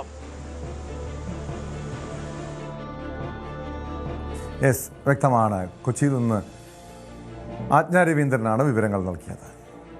മറ്റു വാർത്തയിലേക്ക്. തടവുകാരിൽ നിന്നും പണം കൈപ്പറ്റിയ ജയിൽ DIG MK വിനോദ് കുമാറിനെ സസ്പെൻഡ് ചെയ്യാൻ ശുപാർശ. വിജിലൻസ് മേധാവിയാണ് സർക്കാരിന് ശുപാർശ നൽകിയത്. അനധികൃത സ്വത്ത് സമ്പാദനത്തിലും കൂടുതൽ അന്വേഷണം തുടങ്ങി. പരിശോധനയിൽ രേഖകൾ ഉൾപ്പെടെ പിടിച്ചെടുത്തിട്ടുണ്ട്. വിവരങ്ങളുമായി പ്രദീപ് സി നെടുമൺ ചേരുന്നുണ്ട്. പ്രദീപ്, ഇവിടെ DIG വിനോദ് കുമാർ ജയിലിലെ തടവുകാരിൽ നിന്നും അവരുടെ കുടുംബാംഗങ്ങളിൽ നിന്നും കൈക്കൂലി വാങ്ങിയിരുന്നു. അതിനുശേഷം അവർക്ക് അനധികൃതമായി പരോൾ അനുവദിച്ചിരുന്നു. മറ്റ് സുഖ സൗകര്യങ്ങളൊക്കെ ജയിലിലെ തടവുകാർക്ക് നൽകിയെന്ന ആക്ഷേപമുയർന്നു. വിജിലൻസ് കേസെടുത്തു. പക്ഷേ ഇത്ര ദിവസങ്ങൾ കഴിഞ്ഞിട്ടും സർക്കാർ ഈ ഉദ്യോഗസ്ഥനെതിരെ ഒരു നടപടിയും എടുക്കുന്നില്ല. അതായത് ഉന്നത തലത്തിൽ, രാഷ്ട്രീയ തലത്തിൽ DIGയെ സംരക്ഷിക്കുന്നുവെന്ന ആക്ഷേപം നിലനിൽക്കുന്നൊരു പശ്ചാത്തലം കൂടിയുണ്ട്. ഇപ്പോൾ വിജിലൻസ് മേധാവി സർക്കാരിന് ശുപാർശ ചെയ്തിരിക്കുന്നത് സസ്പെൻഡ് ചെയ്യാനാണ്. ഉടൻ നടപടി ഉണ്ടാകുമോ? ടോം, അതീവ ഗുരുതരമായ ആരോപണങ്ങളാണ് ഈ DIG വിനോദ് കുമാറിനെതിരെ ഉയർന്നിട്ടുള്ളത്. പക്ഷേ അദ്ദേഹത്തെ സംരക്ഷിക്കുന്ന ഒരു നിലപാട് സർക്കാർ സ്വീകരിക്കുന്നുവെന്ന ആരോപണം കഴിഞ്ഞ ദിവസങ്ങളിൽ ഉയർന്നിരുന്നു. അതായത് ഡിസംബർ 17-നാണ് വിനോദ് കുമാറിനെതിരെ ഇത്തരത്തിൽ വിജിലൻസ് കേസെടുത്തത്. അത് കൃത്യമായ നിരീക്ഷണത്തിനൊടുവിൽ ഇദ്ദേഹം പല തടവുകാരിൽ നിന്നും പണം വാങ്ങിയതായി, പരോളും നൽകുന്നതിനും മറ്റുമായി പണം വാങ്ങിയതായി തെളിവുകൾ ലഭിച്ചതിന് ശേഷമാണ് അദ്ദേഹത്തിനെതിരെ കേസെടുത്തത്. അതുപോലെ തന്നെ അനധികൃത സ്വത്ത് സമ്പാദനം സംബന്ധിച്ച് വിനോദ് കുമാറിനെതിരെ ഗുരുതരമായ ആരോപണമുണ്ട്. ഈ കാര്യത്തിലൊക്കെ കേസെടുത്തതിന് ശേഷം അദ്ദേഹത്തെ സംരക്ഷിക്കുന്ന ഒരു നിലപാട് സ്വീകരിച്ചു വരികയായിരുന്നു. അതിൽ ഒരു ആരോപണങ്ങൾ ഉയർന്നതിന് പിന്നാലെയാണ് ഇപ്പോൾ സസ്പെൻഡ് ചെയ്യാൻ ശുപാർശ ചെയ്തിരിക്കുന്നത്. എന്നാൽ നടപടി ഉണ്ടായിട്ടില്ല. നമുക്കറിയാം, മുമ്പ് 2 തവണ സസ്പെൻഷൻ ഉണ്ടായിട്ടുള്ള വ്യക്തിയാണ് വിനോദ് കുമാർ. അതും TP കേസിലെ പ്രതികൾക്ക് ജയിലിൽ ഒത്താശ ചെയ്തതിന് തന്നെയായിരുന്നു ആദ്യം ഒരു തവണ അദ്ദേഹത്തിന് സസ്പെൻഷൻ ലഭിച്ചിരുന്നത്. ഇപ്പോഴും ഗുരുതരമായ ആരോപണങ്ങളാണ് ഈ വിനോദ് കുമാറിനെതിരെ ഉയർന്നത്. കൊടിസുനി, അതുപോലെ അനന്ത് തുടങ്ങിയ പ്രതികളുടെ ബന്ധുക്കളിൽ നിന്ന് പണം വാങ്ങി എന്ന് തന്നെ കണ്ടെത്തിയിട്ടുണ്ടായിരുന്നു. ഗൂഗിൾ പേ വഴിയുള്ള പണമിടപാടിന്റെ നിരവധി വിവരങ്ങളും ലഭിക്കുകയുണ്ടായി. വിനോദ് കുമാറിന്റെ മാത്രമല്ല, അദ്ദേഹത്തിന്റെ ഭാര്യയുടെ അക്കൗണ്ടിലേക്ക് പോലും ഇങ്ങനെ പണം വന്നതായി തെളിഞ്ഞിരുന്നു. ഒരു മാസം മാത്രം വിനോദ് കുമാറിന്റെ അക്കൗണ്ടിലേക്ക് 35 ലക്ഷം രൂപയും ഭാര്യയുടെ അക്കൗണ്ടിലേക്ക് 40 ലക്ഷം രൂപ എത്തിയതായി വിജിലൻസ് കണ്ടെത്തിയിട്ടുണ്ട്. ഇത്തരത്തിൽ നിരവധി തെളിവുകൾ വിജിലൻസിന് ലഭിച്ചതിന് ശേഷം ആണ് അവർ കേസെടുത്തതും അന്വേഷണം ഊർജിതമാക്കിയതും. ഇപ്പോൾ അനധികൃത സ്വത്ത് സമ്പാദനത്തിൽ വിനോദ് കുമാറിനെതിരെ അന്വേഷണം നടത്തുന്നുണ്ട്. ഇതിന്റെ നടപടിയെടുത്ത് സംരക്ഷിക്കാൻ കഴിയില്ല എന്നൊരു അവസ്ഥയാണ് ഇപ്പോൾ ഉള്ളത്. നമുക്കറിയാം, അതായത് പ്രദീപ്, നേരത്തെ അനധികൃത സ്വത്ത് സമ്പാദന കേസിലും ഗുരുതരമായ അച്ചടക്ക ലംഘനത്തിനും നേരത്തെ നടപടി നേരിട്ടിട്ട് ഉദ്യോഗസ്ഥനാണ് വിനോദ് കുമാർ. അന്ന് സസ്പെൻഷനിലായിരുന്ന ഇദ്ദേഹം പിന്നീട് തിരിച്ചെത്തിയത് സുപ്രധാനമായ ചില ചുമതലകളിലേക്ക്, വകുപ്പുകളിലേക്ക്. അവിടെയും അഴിമതി നടത്തുന്നു, കൈക്കൂലി വാങ്ങുന്നു. ഈ ഒരു രീതിയിൽ സസ്പെൻഷൻ മാത്രം മതിയോ? കാരണം വിശദമായ ഒരു അന്വേഷണം ഏതൊക്കെ രീതിയിൽ ആരിൽ നിന്നൊക്കെയാണ് വിനോദ് കുമാർ കൈക്കൂലി വാങ്ങിയതെന്ന് കണ്ടെത്തണം. നേരത്തെ ഓം പ്രകാശ്, അതുപോലെ പുത്തമ്പാലൻ രാജേഷ് ഉൾപ്പെടെയുള്ള പ്രതികളുമായി, കൊടും ക്രിമിനലുകളുമായി വിനോദ് കുമാറിന് ബന്ധമുണ്ട്. അവരുടെ അടുപ്പക്കാരിൽ നിന്നും പണം കൈപ്പറ്റിയിരുന്നു. ഇത്തരം കണ്ടെത്തലുകളൊക്കെ ഉള്ളതാണ്. എന്താണ് വിജിലൻസിന്റെ അന്വേഷണത്തിൽ വ്യക്തമായിരിക്കുന്ന വിവരം? ഒരു വിശദമായ തന്നെ അന്വേഷണം ആവശ്യമല്ലേ ഈ കേസിൽ? ടോം, വിജിലൻസ് ഇക്കാര്യത്തിൽ വളരെ വിശദമായ അന്വേഷണമാണ് നടത്തി വരുന്നത്. കാരണം ഇത് വിനോദ് കുമാറിനെ ഇക്കാര്യത്തിൽ സഹായിച്ച നിരവധി ഉദ്യോഗസ്ഥരുണ്ട് എന്ന് സംശയിക്കുന്നുണ്ട്. ഇത് ചിലരെ കുറിച്ച് തെളിവുകൾ ലഭിച്ചിട്ടുണ്ട്. വിരമിച്ച ചില ഉദ്യോഗസ്ഥർ വിനോദ് കുമാറിന്റെ ഏജന്റുമാരെ പോലെ പ്രവർത്തിച്ചിരുന്നു. അവർ വഴിയാണ് വിനോദ് കുമാർ ഈ തടവുകാരിൽ നിന്നും പണം പറ്റിയിരുന്നതെന്നും കണ്ടെത്തിയിട്ടുണ്ട്. ഇത്തരത്തിൽ നിരവധി തെളിവുകൾ തന്നെ വിജിലൻസിന് ലഭിച്ചതായാണ് നമുക്കറിയാൻ കഴിയുന്നത്. എന്തായാലും വലിയൊരു ഞെട്ടിക്കുന്ന വിവരം തന്നെയാണ് ഇദ്ദേഹത്തിനെതിരെ വന്നിരുന്നത്. കാരണം ജയിലിലെ വലിയ ഉന്നത ഉദ്യോഗസ്ഥൻ, ജയിൽ വകുപ്പിന്റെ ചുമതലയുള്ള ഒരു ഉന്നത ഉദ്യോഗസ്ഥൻ ഇത്തരത്തിൽ തടവുകാരെ വഴിവിട്ട് സഹായിക്കുക എന്നത് വളരെ അതീവ ഗൗരവമായ ഒരു കാര്യമാണ്. അതുകൊണ്ട് തന്നെ അദ്ദേഹത്തെ സർക്കാരും ഇക്കാര്യത്തിൽ അദ്ദേഹത്തിന് എതിരായ നിലപാടാണ് സ്വീകരിച്ചിരിക്കുന്നത്, അല്ലെങ്കിൽ സ്വീകരിക്കാൻ പോകുന്നതെന്നാണ് നമുക്കറിയാൻ കഴിയുന്നത്. അടുത്തു തന്നെ ഉടൻ തന്നെ അദ്ദേഹത്തിനെതിരെ സസ്പെൻഷൻ ഉണ്ടായേക്കും. തന്നെയുമല്ല, അനധികൃത സ്വത്ത് സമ്പാദനം സംബന്ധിച്ചും വിശദമായ അന്വേഷണത്തിനാണ് മുതിരുന്നത്. ഇക്കാര്യത്തിൽ മുമ്പ് ഇന്റലിജൻസ് വിഭാഗവും വിനോദ് കുമാറിനെതിരെ പല അന്വേഷണങ്ങളും നടത്തിയിരുന്നു. ഇത്തരത്തിലുള്ള റിപ്പോർട്ടുകൾ നൽകിയിരുന്നു എന്നാണ് അറിയാൻ കഴിയുന്നത്. കാരണം ജയിൽ ഉദ്യോഗസ്ഥനായിരിക്കുമ്പോൾ തന്നെ വിനോദ് കുമാർ വഴിവിട്ട പ്രവർത്തനങ്ങൾ നടത്തിയിരുന്നു. അതിനുശേഷം സസ്പെൻഷൻ ലഭിച്ചതിന് ശേഷം ചില ഭരണപക്ഷ സംഘടനകളുടെ മറ്റ് സഹായത്തോടെയാണ് അദ്ദേഹത്തിന് പിന്നീട് സ്ഥാനക്കയറ്റം ലഭിക്കുന്ന സാഹചര്യം ഉണ്ടായത്. പിന്നീട് ജയിൽ ആസ്ഥാനത്ത് തന്നെ അദ്ദേഹത്തെ DIG ആയി നിയമിക്കുകയായിരുന്നു. എന്നാൽ അവിടെ ഇരുന്നും ആ തസ്തിക ഉപയോഗിച്ചുകൊണ്ട് വഴിവിട്ട പ്രവർത്തനങ്ങൾ അദ്ദേഹം നടത്തിയിരുന്നു എന്നത് അതീവ ഗൗരവമായ ഒരു കാര്യം തന്നെയാണ് ടോം. പക്ഷേ സർക്കാർ അങ്ങനെ ഈ വിനോദ് കുമാറിനെ കൈവിടുമോ? നമുക്കറിയാം, TP കേസിലെ പ്രതികൾക്ക് അന്യായമായി പരോൾ അനുവദിക്കുന്ന സാഹചര്യമുണ്ട്. പ്രത്യേകിച്ചും CPMന്റെ രാഷ്ട്രീയ തടവുകാർക്ക് സഹായം നൽകുന്നു, വഴിവിട്ട സഹായങ്ങൾ വിനോദ് കുമാർ നൽകുന്നെന്ന ആക്ഷേപമൊക്കെ ഉള്ള സാഹചര്യത്തിൽ ഈ പോലീസ് ഉന്നതനെ സംരക്ഷിക്കാൻ സർക്കാർ മുതിരുമോ, അതോ വിജിലൻസിന്റെ റിപ്പോർട്ടിന്റെ അടിസ്ഥാനത്തിൽ നടപടിയിലേക്ക് നീങ്ങുമോ? എന്താണ് പ്രതീക്ഷിക്കേണ്ടത് പ്രദീപ്? തീർച്ചയായും അത്തരം നടപടി ഉടൻ തന്നെ ഉണ്ടാകുമെന്നാണ് അറിയാൻ കഴിയുന്നത്. അങ്ങനെ ഒരു സംരക്ഷണം വിനോദ് കുമാർ ഇനി നൽകുക സാധ്യമല്ല എന്ന തരത്തിലേക്കാണ് കാര്യങ്ങൾ പോകുന്നത്. കാരണം വിനോദ് കുമാറിനെതിരെ അതിശക്തമായ തെളിവുകൾ തന്നെയുണ്ട്. ഡിജിറ്റൽ തെളിവുകളാണ് കൂടുതലും. ഗൂഗിൾ പേ വഴി പണം ഇടപാട് നടത്തിയതിന്റെ തെളിവുകളുണ്ട്. ഇത്തരത്തിൽ നിർണായക തെളിവുകളുള്ള സാഹചര്യത്തിൽ വിനോദ് കുമാറിനെ ഇനി സംരക്ഷിക്കാൻ കഴിയില്ല എന്നൊരു നിലപാടാണ് ഉന്നതർക്കുള്ളത് എന്നാണ് നമുക്ക് അറിയാൻ കഴിയുന്നത്.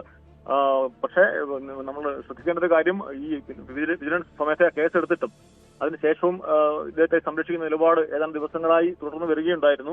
ഡിസംബർ 17 കേസെടുത്ത ശേഷം ഇതുവരെ യാതൊരു നടപടിയും ഉണ്ടായിരുന്നില്ല. അതിനുശേഷമാണ് ഇപ്പോൾ വിജിലൻസ് മേധാവി തന്നെ സസ്പെൻഷൻ ആവശ്യപ്പെട്ടുകൊണ്ട് ഇത്തരത്തിൽ സർക്കാരിനെ സമീപിച്ചത്. അതുകൊണ്ട് തന്നെ ഇക്കാര്യത്തിൽ നടപടി ഉണ്ടാകുമെന്ന് തന്നെ കരുതാം. ഇപ്പം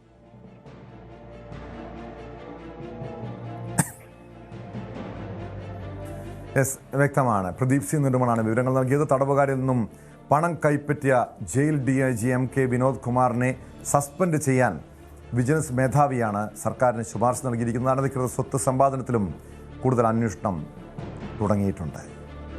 തിരിച്ചെത്താം ഇടവേളയ്ക്ക് ശേഷം.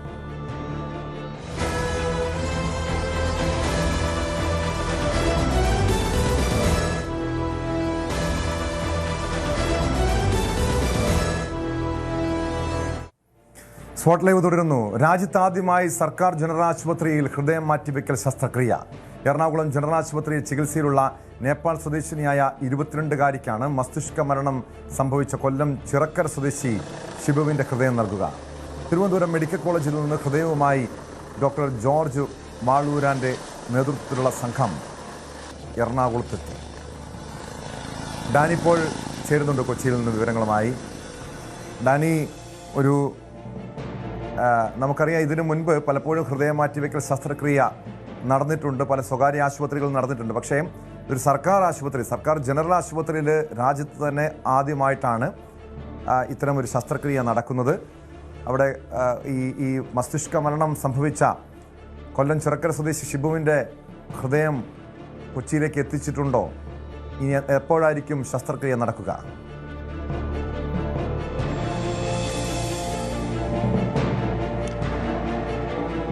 ടോമ, സർക്കാർ സംവിധാനങ്ങളിൽ എറണാകുളം ജനറൽ ആശുപത്രി രാജ്യത്ത് തന്നെ ശ്രദ്ധ നേടുകയാണ്. കാരണം ഇതാദ്യമായി രാജ്യത്ത് തന്നെ ജനറൽ ആശുപത്രി വിഭാഗത്തിൽ ഇതാദ്യമായി ഒരു ഹൃദയം മാറ്റിവെക്കൽ ശസ്ത്രക്രിയ നടക്കുന്നുവെന്നതാണ്.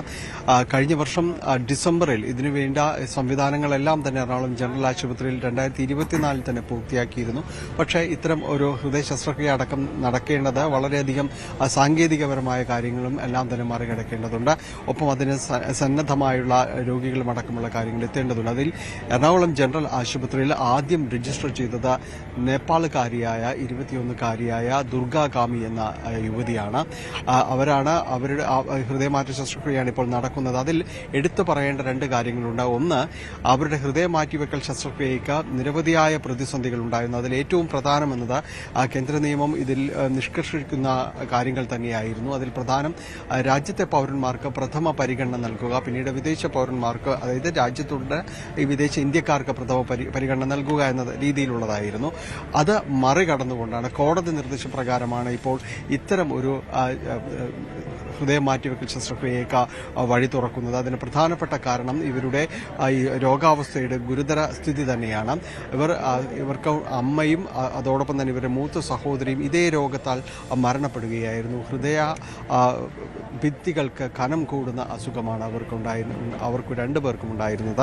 ഇത് ജനിതക രോഗങ്ങളിൽ പെടുന്ന രീതിയിലേക്ക് വരുന്നതാണ്, സ്വഭാവമുള്ളതാണ്. അതുകൊണ്ട് തന്നെ ഇവർക്കും ഈ ഒരു പ്രായം 24 ഒരു വയസ്സിലേക്ക് എത്തുമ്പോൾ ആ രോഗാവസ്ഥ മൂർച്ഛിക്കുമെന്ന രീതിയിലുള്ളൊരു വിലയിരുത്തലുണ്ടായിരുന്നു. ഇതെല്ലാം ചൂണ്ടിക്കാണിച്ചുകൊണ്ട് തന്നെയാണ് ഹൈക്കോടതിയെ അടക്കം സമീപിക്കുകയും ഹൈക്കോടതിയിൽ നിന്ന് അനുകൂലമായ ഒരു സാഹചര്യം ഉണ്ടാവുകയും ചെയ്തിരിക്കുന്നത്.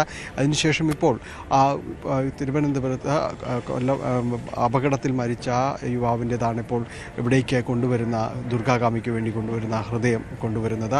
ഈ അല്പസമയത്തിനകം തന്നെ ഇവിടേക്ക് എയർ ആംബുലൻസ് എത്തുമെന്നാണ് പ്രതീക്ഷിക്കുന്നത്. നമ്മൾ ഇവിടെ ഹയാത്ത് ഹെലിപാഡിലാണ് ഉള്ളത്. നിരവധി തവണ നമ്മൾ ഇതുപോലുള്ള ഒരു ദൃശ്യങ്ങൾ പലപ്പോഴായി നമ്മൾ കണ്ടിട്ടുണ്ട്. അത് പലതും സ്വകാര്യ ആശുപത്രികളുമായി ബന്ധപ്പെട്ട കൊണ്ടായിരുന്നു അത്തരം ഒരു എയർലിഫ്റ്റിംഗ് സംവിധാനങ്ങൾ ഉണ്ടായിരുന്നത്. ഇതിപ്പോൾ സർക്കാർ ആശുപത്രിയിൽ നേരിട്ട് നടത്തുന്ന രീതിയിലേക്ക് കാര്യങ്ങൾ എത്തിയിരിക്കുന്നു എന്നതാണ് ഇതിൽ വലിയ രണ്ടാമതായി ഇതിൽ ഹൈലൈറ്റ് ചെയ്യപ്പെടേണ്ടത്.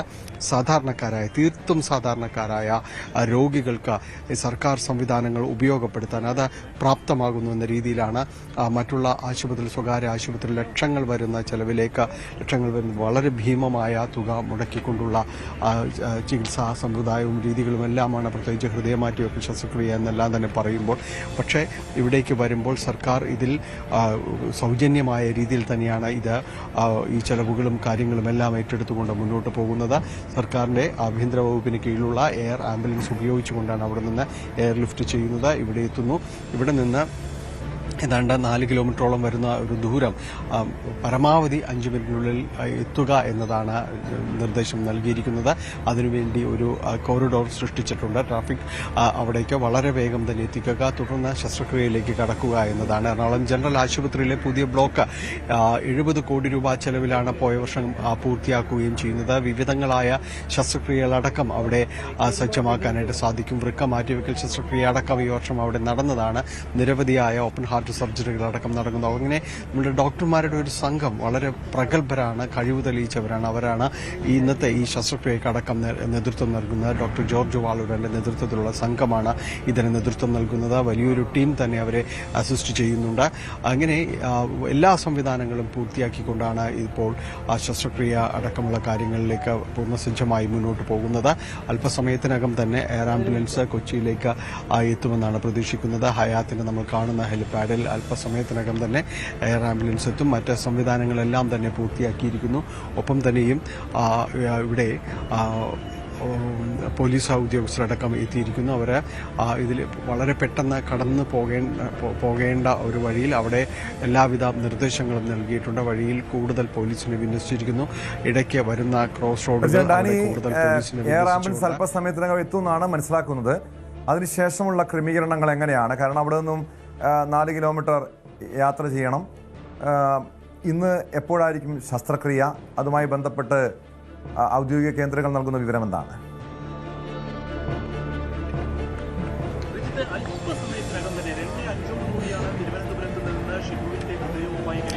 ടോമ, വലിയ രീതിയിലുള്ള ഒരു സംവിധാനം അടക്കം ഒരുക്കിയിട്ടുണ്ട്. കാരണം ഇവിടെ നിന്ന് പുറത്തേക്ക് ഇറങ്ങുമ്പോഴേക്കും വളരെ പെട്ടെന്ന്, ഇതിപ്പോൾ ഹെലിപ്പാഡാണ്, ഹെലിപ്പാഡിൽ നിന്ന് വളരെ പുറത്തേക്ക് വളരെ പെട്ടെന്ന് ഇറങ്ങിപ്പോകുവാനുള്ള ഒരു സംവിധാനവും കാര്യങ്ങളും എല്ലാം തന്നെ ഒരുക്കിയിരിക്കുന്നു. അതിന് പുറത്ത് പോലീസ് ഉദ്യോഗസ്ഥരെ നമുക്ക് കാണാം. നിരവധി പോലീസ് ഉദ്യോഗസ്ഥർ ഇതുമായി ബന്ധപ്പെട്ടുകൊണ്ട് ഡ്യൂട്ടിയിൽ അടക്കമുണ്ട്. അവരെല്ലാം ക്രമീകരണങ്ങളും ഏർപ്പെടുത്തിയിരിക്കുന്നു. ഒപ്പം ആശുപത്രിയിലടക്കം വിപുലമായ ഒരുക്കങ്ങളെല്ലാം തന്നെ ഏർപ്പെടുത്തിയിട്ടുണ്ട്. ഏതായാലും ഈ രീതിയിൽ വളരെ പെട്ടെന്ന് ഒരു സർക്കാർ സംവിധാനത്തിനകത്ത് നിന്നുകൊണ്ട് ചെയ്യാവുന്നതെല്ലാം തന്നെ ചെയ്ത വളരെ ഇന്നൊരു നിർണായകമായ ഒരു ദിവസം തന്നെയാണ്. നമുക്കൊപ്പം ആശുപത്രി സൂപ്രണ്ട് കൂടി ചേരുന്നുണ്ട്. ഡോക്ടർ, വളരെ പ്രധാനപ്പെട്ട ഒരു ദിവസമാണെന്ന് എത്രത്തോളം ഇതിനുവേണ്ടി സജ്ജമാക്കിയിട്ടുണ്ട്? ഒരുപാട് സന്തോഷം, ഒരുപാട് അഭിമാനവും തോന്നുന്നുണ്ട്. കാരണം മറ്റൊന്നും കൊണ്ടല്ല, ഇത് വളരെ നമുക്കറിയാം, ഹൃദയം മാറ്റിയ ശസ്ത്രക്രിയ ഒരുപാട് സങ്കീർണമാണ്. നമ്മുടെ സർജിക്കൽ പ്രൊസീജിയറിൽ ഏറ്റവും കൂടുതൽ ഒരു സങ്കീർണമായിട്ടുള്ള ഒരു സർജറിയാണ്, ശസ്ത്രക്രിയാ പരിപാടിയാണ് ഈ അവയവം മാറ്റിയ ശസ്ത്രക്രിയ. ഇതിന് പ്രചോദനമായി നമ്മൾ വൃക്ക മാറ്റിയ ശസ്ത്രക്രിയ ലോഞ്ച് ചെയ്തുകൊണ്ടാണ് 2021 അവസാനത്തിലാണ് വൃക്ക മാറ്റിയ ശസ്ത്രക്രിയ തയ്യാറെടുത്തത്. അത് വളരെ സ്ട്രോങ് ആയിട്ടുള്ള യൂറോളജി ഡിപ്പാർട്ട്മെന്റ് എന്തുകൊണ്ട് അതിന്റെ ഏറ്റവും സാങ്കേതികതയിൽ അങ്ങേറ്റം നിൽക്കുന്ന ശസ്ത്രക്രിയ എന്തുകൊണ്ട് ഏറ്റെടുത്തുകൂടാന്നൊരു തോന്നൽ വരികയും അതിലേക്ക് യാഥാർത്ഥ്യമാക്കുകയും ചെയ്തു. അതിനകത്ത് ആ സമയത്ത് നമ്മൾ ആരോഗ്യവകുപ്പ് മന്ത്രി നമ്മൾ ആശുപത്രി സന്ദർശിച്ചു. ടീമിനെ അഭിനന്ദിക്കാൻ വേണ്ടിയാണ് വന്നത്. ആ സമയത്ത് ഡോക്ടർമാർ വെച്ചൊരു ആഗ്രഹമായിരുന്നു, ഞങ്ങൾക്ക് ഹൃദയം മാറ്റിക്കാൻ തയ്യാറാണ്, ഞങ്ങളതിനുള്ള കഴിവുണ്ട്, ശേഷിയുണ്ട്, സാഹചര്യങ്ങൾ ഒരുക്കി തരണമെന്ന് പറഞ്ഞു. അന്ന് എനിക്ക് നിർദ്ദേശം തന്നു. HDS അതിനകത്ത് സപ്പോർട്ട് ചെയ്തു. അപ്പോൾ നമ്മൾ 1.5 കോടി രൂപയുടെ ഇൻഫ്രാസ്ട്രക്ചർ നമ്മൾ ശരിയാക്കി. പക്ഷേ അതിനകത്ത് അത്രയൊന്നും വലുതായിട്ട് വേണ്ടി വന്നില്ല. കാരണം 2020 ഉദ്ഘാടനം ചെയ്ത മറ്റേ സ്പെഷ്യാലിറ്റി ബ്ലോക്കിൽ എല്ലാം ഉണ്ടായിരുന്നു, സൂപ്പർ സ്പെഷ്യാലിറ്റി ബ്ലോക്കിൽ എല്ലാം ഉണ്ടായിരുന്നു. അതിന് തിയേറ്റർ ഉണ്ടായിരുന്നു, ഏറ്റവും ആധുനിക തിയേറ്റർ ഉണ്ടായിരുന്നു, ആദ്യ ഉപകരണങ്ങളുണ്ടായിരുന്നു. പിന്നെ കുറച്ച് കാര്യങ്ങൾ നമ്മൾ ലിങ്ക് ചെയ്യേണ്ടതുള്ളൂ, ഗ്യാപ്പ് ഫില്ല് ചെയ്യേണ്ടതുണ്ടായിരുന്നു. അപ്പം അങ്ങനെയാണ് നമ്മൾ ഹൃദയമാറ്റിക ശസ്ത്രക്രിയയ്ക്ക് വേണ്ടി 1.5 കോടി രൂപ ചിലവാക്കി ചെറിയ വിട്ടുപോയ ചില ഉപകരണങ്ങൾ കൂട്ടിച്ചേർക്കുകയാണ് ചെയ്തത്. പിന്നെ സ്റ്റാഫിന് ട്രെയിനിങ്, അങ്ങനെ അതിന് നമുക്ക് അമൃത ഇൻസ്റ്റിറ്റ്യൂട്ട് ഓഫ് മെഡിക്കൽ സയൻസാണ് ട്രെയിനിങ് തന്നത്. ഈ രംഗത്ത് പ്രാഗൽഭ്യം തെളിയിച്ച് ഏതെങ്കിലും എടുത്ത് പോയി ട്രെയിനിങ് എടുക്കണമെന്നാണ് ഹോൾ ടീമിന്, അതായത് പെർഫ്യൂഷനിസ്റ്റ്, അനസ്തീഷ്യ ടെക്നീഷ്യൻ, അതുപോലെ തന്നെ നഴ്സിംഗ് സ്റ്റാഫ്, അവരെയൊക്കെ ട്രെയിനിങ്. അപ്പോൾ അത് പരിശീലനമൊക്കെ പൂർത്തിയാക്കി. ഡോക്ടർ നമ്മൾ ഇതിനു മുമ്പ് വിദേശത്തായിരുന്നപ്പോൾ ഹൃദയമാറ്റിയ ശസ്ത്രക്രിയ ചെയ്തിട്ടുള്ള ഡോക്ടർ തന്നെ ജോർജ് വാളൂരാനും അദ്ദേഹത്തിന്റെ കാർഡിയക് അനസ്തറ്റിസ്റ്റായിട്ട് ഡോക്ടർ ജിയോപ്പോളും മുൻ എക്സ്പീരിയൻസ് ഉള്ളവർ തന്നെയാണ്. അപ്പോൾ നമ്മുടെ ലക്ഷ്യം എന്ന് പറഞ്ഞാൽ ഇവർക്ക് വേണ്ടിയുള്ള സൗകര്യങ്ങൾ ഒരുക്കി കൊടുക്കുക എന്നുള്ളത് മാത്രമേ ഉള്ളൂ. അത് സാധ്യമാക്കി കൊടുത്തു എന്നുള്ളതാണ് ഏറ്റവും സന്തോഷകരമായ വാർത്ത. ഒരു അനാഥയായ പെൺകുട്ടിക്ക് ഒരു ജീവൻ തിരിച്ചു കിട്ടുന്നു എന്നാണ്. കാരണം ആ കുട്ടിയുടെ മുമ്പിലുള്ള ചരിത്രം എന്ന് വെച്ചാൽ, ഒന്ന് ആ കുട്ടിയുടെ അമ്മ മരിച്ചു, ഇതേ അസുഖത്താൻ മരിച്ചു. രണ്ടാമത് ആ കുട്ടിയുടെ സഹോദരി മരിച്ചു, മൂത്ത സഹോദരി മരിച്ചു, 24ാമത്തെ വയസ്സ് മരിച്ചു, അതും ഇതേ അസുഖമായിട്ട് മരിച്ചു. ഇനി അതിന്റെ മരണം കാത്തു കിടക്കുന്ന കുട്ടിയാണ്. അതിന് ഇതെല്ലാം വേറെ ഓപ്ഷൻ ഇല്ല. ഡ്രഗ് കൊണ്ടൊന്നൊരു ചികിത്സ ഒരു പ്രതിവിധി ഇല്ല. അപ്പം അതിന് ഹൃദയം മാറ്റിവെക്കുക അല്ലാതെ വേറെ മാർഗ്ഗമില്ല. അത്തരത്തിൽ പ്രതിസന്ധിയിലായ ഒരു കുട്ടിയെ നമ്മൾ കൈപിടിച്ച് ഉയർത്തുക എന്ന് പറഞ്ഞാൽ വലിയ സന്തോഷമുള്ള കാര്യമാണ്. ഒരുപാട് സന്തോഷം, ഒരു അഭിമാനമുണ്ട്. സാധാരണക്കാരായ രോഗികൾക്ക് അവർക്ക് സാധാരണ ഒരു അപ്രാപ്യമായ ചികിത്സാ ചെലവുകളും കാര്യങ്ങളും എല്ലാം വരും. ഇതിലേക്ക് വരുമ്പോഴേക്കും അത്തരം രീതികളില്ല. അല്ല, ഇതിനകത്ത് ആശുപത്രി വികസന സമിതിയുടെ പ്രത്യേക മേൽനോട്ടവും പ്രത്യേക നിരീക്ഷണങ്ങളും പ്രത്യേകമായിട്ടുള്ള നിർദ്ദേശങ്ങളും ഉണ്ടായിരുന്നു. ഈ കുട്ടിയുടെ എല്ലാ ചികിത്സാ ചെലവുകളും ആശുപത്രി വഹിക്കുക എന്നുള്ള തീരുമാനിച്ചത്. അതുകൊണ്ട് തന്നെയാണ് ഞങ്ങൾ രണ്ടാമതൊരു കേസിനെ കുറിച്ച് ആലോചിക്കാതിരുന്നത്. ഇനി 2 കേസ് വെയിറ്റിംഗ് ആണ്. ആ രണ്ടാമതൊരു കേസിനെ കുറിച്ച് ആലോചിക്കാതെ ഈ കുട്ടിയെ തന്നെ നമ്മൾ തിരഞ്ഞെടുക്കാനും ആദ്യത്തിൽ നടത്തിക്കൊടുക്കാനും അഭിമാനമുള്ള 1 വർഷത്തിലേറെ രജിസ്റ്റർ ചെയ്തിട്ട് കോടതിയുടെ ഉത്തരവ് പ്രകാരമാണ് ഇത് സാധ്യമായത്. കോടതി ഡിസംബർ മാസം 11-ാം തീയതി ഉത്തരവ് തന്നിരുന്നു. ജഡ്ജി ഈ കുട്ടിക്ക് അനുകൂലമായിട്ട് തീരുമാനം എടുക്കാൻ വേണ്ടി നിർദ്ദേശം തന്നിരുന്നു. അതുകൊണ്ടാണ് ഇത് യാഥാർത്ഥ്യമായത്. ഒരുപാട് സന്തോഷം, ഒരുപാട് അഭിമാനമുണ്ട്. പിന്നെ ചികിത്സാ ചെലവ് വളരെ ഈ സങ്കീർണമായ ചികിത്സ ആയതുകൊണ്ട് തന്നെ ഒരുപാട് മറ്റൊരാളുടെ ഒരു ഹാർട്ട് നമ്മുടെ സ്വന്തം ശരീരത്തിൽ വേറൊരാളിലേക്ക് വെച്ച് പിടിപ്പിക്കുമ്പോൾ ഹാർട്ട് റിജക്റ്റ് ആവാതിരിക്കാൻ വേണ്ടി ഒരുപാട് നൂതനമായിട്ടുള്ള മരുന്നുകൾ ഉപയോഗിക്കേണ്ടി വരാറുണ്ട്. അതൊക്കെ വളരെ വിലയേറിയ മരുന്നുകളാണ്. അത് കുറേ ലൈഫ് ടൈം കഴിക്കേണ്ടതുണ്ട്. അപ്പോൾ അതുകൊണ്ട് അതിൻ്റെതായ കോസ്റ്റ് വളരെ വലുതായിട്ടുണ്ട്. ഒരുപാട് തയ്യാറെടുപ്പുകൾ വരുത്തേണ്ടതുണ്ട്. കാരണം ഓപ്പറേഷൻ കഴിഞ്ഞ് വരാവുന്ന കോംപ്ലിക്കേഷൻസ് തടയാൻ വേണ്ടിയുള്ള ഒരുപാട് തയ്യാറെടുപ്പുകൾ നടത്തേണ്ടതുണ്ട്. അതിന് ഒരുപാട് പർച്ചേസുകൾ നടത്തേണ്ടതുണ്ട്. അത്തരത്തിൽ ഇത്തരം ഒരുക്കങ്ങൾക്ക് വേണ്ടിയും പർച്ചേസുകൾക്ക് വേണ്ടിയാണ് ധാരാളം പൈസ ചിലവാകുന്നത്. സാധാരണ അതിലൊരു 10-12 ലക്ഷം രൂപയുടെ പർച്ചേസുകളെങ്കിലും ഇക്കാര്യത്തിൽ മരുന്നുകളായിട്ട് മാത്രം വാങ്ങിക്കേണ്ടി വരാറുണ്ട്. വളരെ നന്ദി വിഷയങ്ങൾ പങ്കുവച്ചതിന്. എന്തായാലും ഡോക്ടർ പറഞ്ഞതുപോലെ വളരെ പ്രതീക്ഷയോടെ കാണുന്ന ഒരു ദിവസം തന്നെയാണ്. സാധാരണക്കാരായ രോഗികളടക്കമുള്ളവർ വളരെ പ്രതീക്ഷയോടെ ദിവസം കാണുന്നു. ഭാരിച്ച ചെലവുകൾക്കടക്കം ഒരുപക്ഷെ ആ ജീവിത സാഹചര്യം, ജീവിതം മുന്നോട്ട് കൊണ്ടുപോകാൻ കഴിയാത്ത രീതിയിലേക്ക് ചില രോഗങ്ങളെല്ലാം തന്നെ വഴിമുട്ടുമ്പോൾ ആശ്രയമെന്നത് സർക്കാർ സംവിധാനങ്ങൾ തന്നെയാണ്. അതിലേക്ക് ഒരു നിർണായകമായ ഒരു ചുവട് കൂടിയാണ് നമ്മുടെ ആരോഗ്യമേഖല കടന്നു ചെല്ലുന്നത്. ഹൃദയമാറ്റ ശസ്ത്രക്രിയയാണ് സാധ്യമാകുന്നത്. ഇന്ന് എയർ ആംബുലൻസിലൂടെ തിരുവനന്തപുരത്ത് നിന്ന് ഹൃദയം ഇവിടേക്കായി എത്തുന്നു. അതിനുശേഷം വളരെ പെട്ടെന്ന് എറണാകുളം ജനറൽ ആശുപത്രിയിലെ സുസജ്ജമായ ഓപ്പറേഷൻ യൂണിറ്റിലേക്ക് അവിടേക്ക് എത്തിക്കുന്നു. ബാക്കി മറ്റുള്ള ഡോക്ടർമാരും സന്നാഹങ്ങളും എല്ലാം തന്നെ സുസജ്ജമായിരിക്കുന്നുവെന്ന് തന്നെയാണ് ആശുപത്രി മെഡിക്കൽ സൂപ്രണ്ട് പറയുന്നത്. ടോം, ഡാനി നേരത്തെ ഡാനി സൂചിപ്പിച്ച കാര്യമുണ്ട്. കാരണം ഒരു അനാഥയായിട്ടുള്ള ഒരു പെൺകുട്ടിയാണ്. ഇതിനു മുൻപ് അവളുടെ അമ്മയ്ക്കും സഹോദരിക്കും സമാനമായ ആരോഗ്യ പ്രശ്നങ്ങളുണ്ടായിരുന്നു. അവരുടെ ജീവൻ നഷ്ടപ്പെട്ടതാണ്. ഈ പെൺകുട്ടിക്ക് വേണ്ടി 22-കാരി നേപ്പാൾ സ്വദേശിനിയാണ്. സാധാരണ ഇത്തരം കേസുകളിൽ ആദ്യം പരിഗണിക്കപ്പെടുന്നത് നമ്മുടെ സ്വന്തം നാട്ടിലുള്ളവർ, അതായത് മലയാളികളാണ് അല്ലെങ്കിൽ ഇന്ത്യക്കാരാണെന്നായിരിക്കും സാധാരണ ഇത്തരം കേസുകളിലൊക്കെ അവയവമാറ്റത്തിന് പരിഗണിക്കപ്പെടുന്നത്. പക്ഷേ ഇവിടെ വലിയ ഒരു നിയമ പോരാട്ടം നടത്തേണ്ടി വന്നു. കോടതിയുടെ ഇടപെടലിലൂടെയാണ് ഈ നേപ്പാൾ സ്വദേശിനിക്ക് ഈ അവയവം നൽകാനുള്ള, ഹൃദയം നൽകാനുള്ള തീരുമാനത്തിലേക്കൊക്കെ കാര്യങ്ങൾ എത്തുന്നത്. എങ്ങനെയായിരുന്നു ആ നിയമ പോരാട്ടവും മറ്റു നടപടികളും?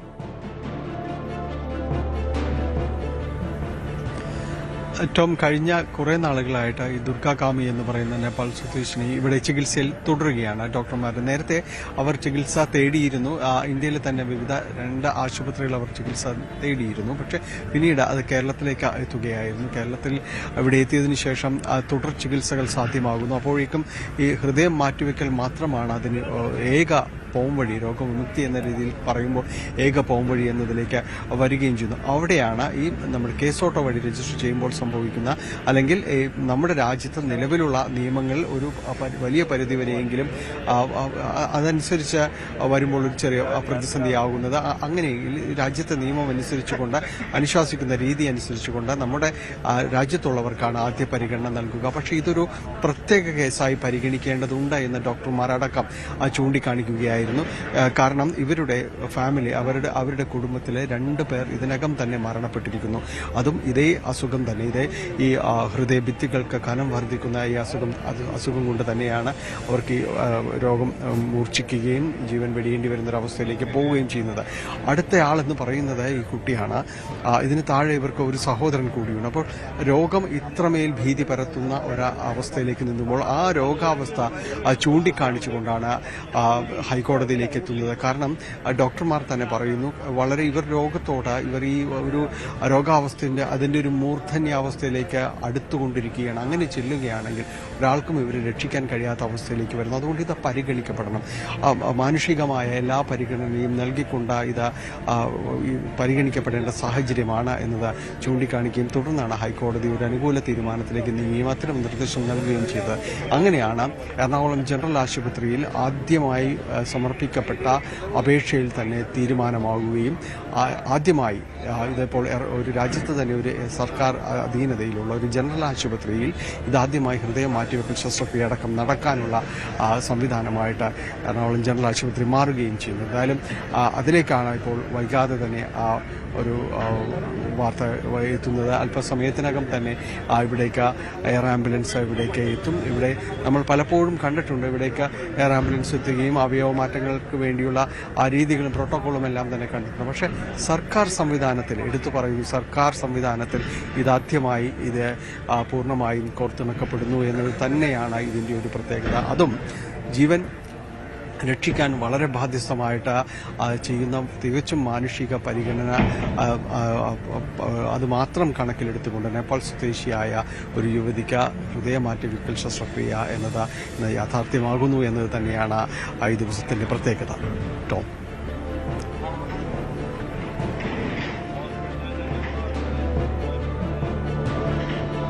വ്യക്തമാണ്.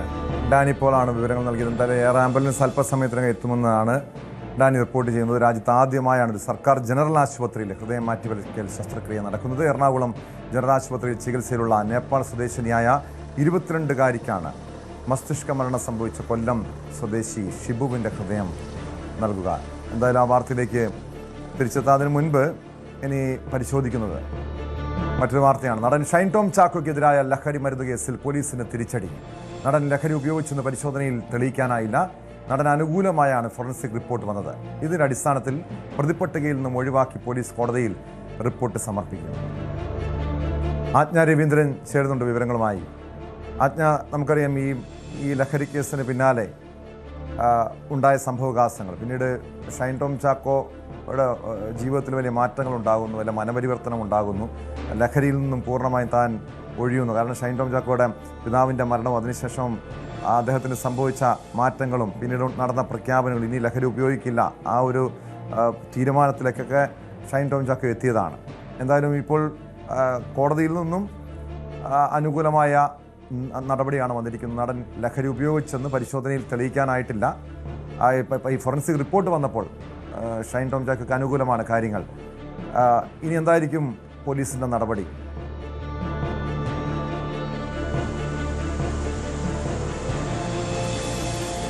ടോം, ഇത് നോർത്ത് പോലീസ് സ്റ്റേഷനിലായിരുന്നു നേരത്തെ കേസെടുത്തിട്ടുള്ളത്. ഇതുമായി ബന്ധപ്പെട്ടിട്ടുള്ള FSL റിപ്പോർട്ട് വന്നതിനെ തുടർന്നാണ് ഷൈൻ ടോം ചാക്കോ ലഹരി ഉപയോഗിച്ചിട്ടില്ല എന്ന് കണ്ടെത്തിയിരുന്നത്. നമുക്കറിയാം, ഇതുമായി ബന്ധപ്പെട്ട് കഴിഞ്ഞ ഏപ്രിൽ നടന്നിട്ടുള്ള വിവാദമായിട്ടുള്ള പ്രശ്നങ്ങളൊക്കെ നമുക്കറിയാം.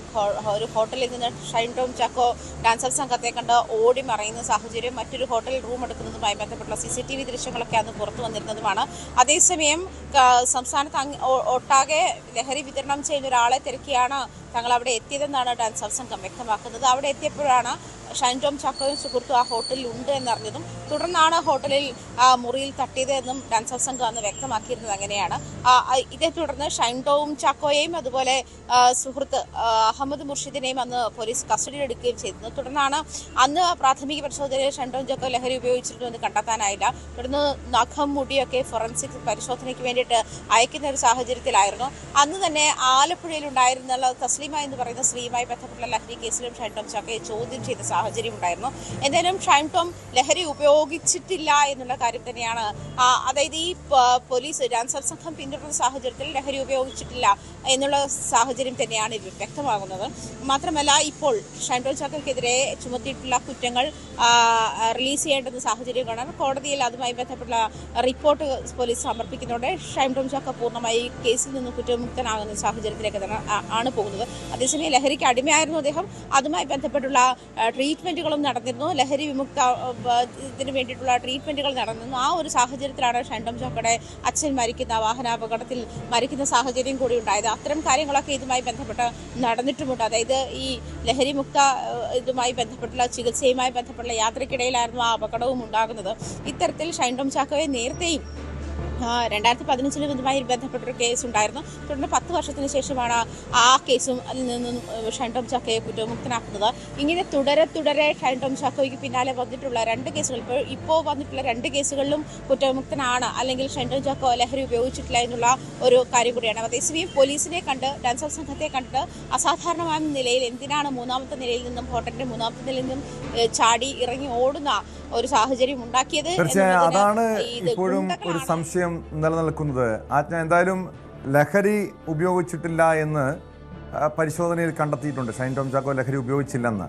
പക്ഷേ ഈ കേസ് നിലനിൽക്കുമ്പോൾ, കാരണം ലഹരി ഇടപാടുമായി ഷൈൻ ടോം ചാക്കോയ്ക്ക് ബന്ധമുണ്ടോ, അത്തരം അന്വേഷണം പോലീസ് നടത്തുന്നുണ്ടോ?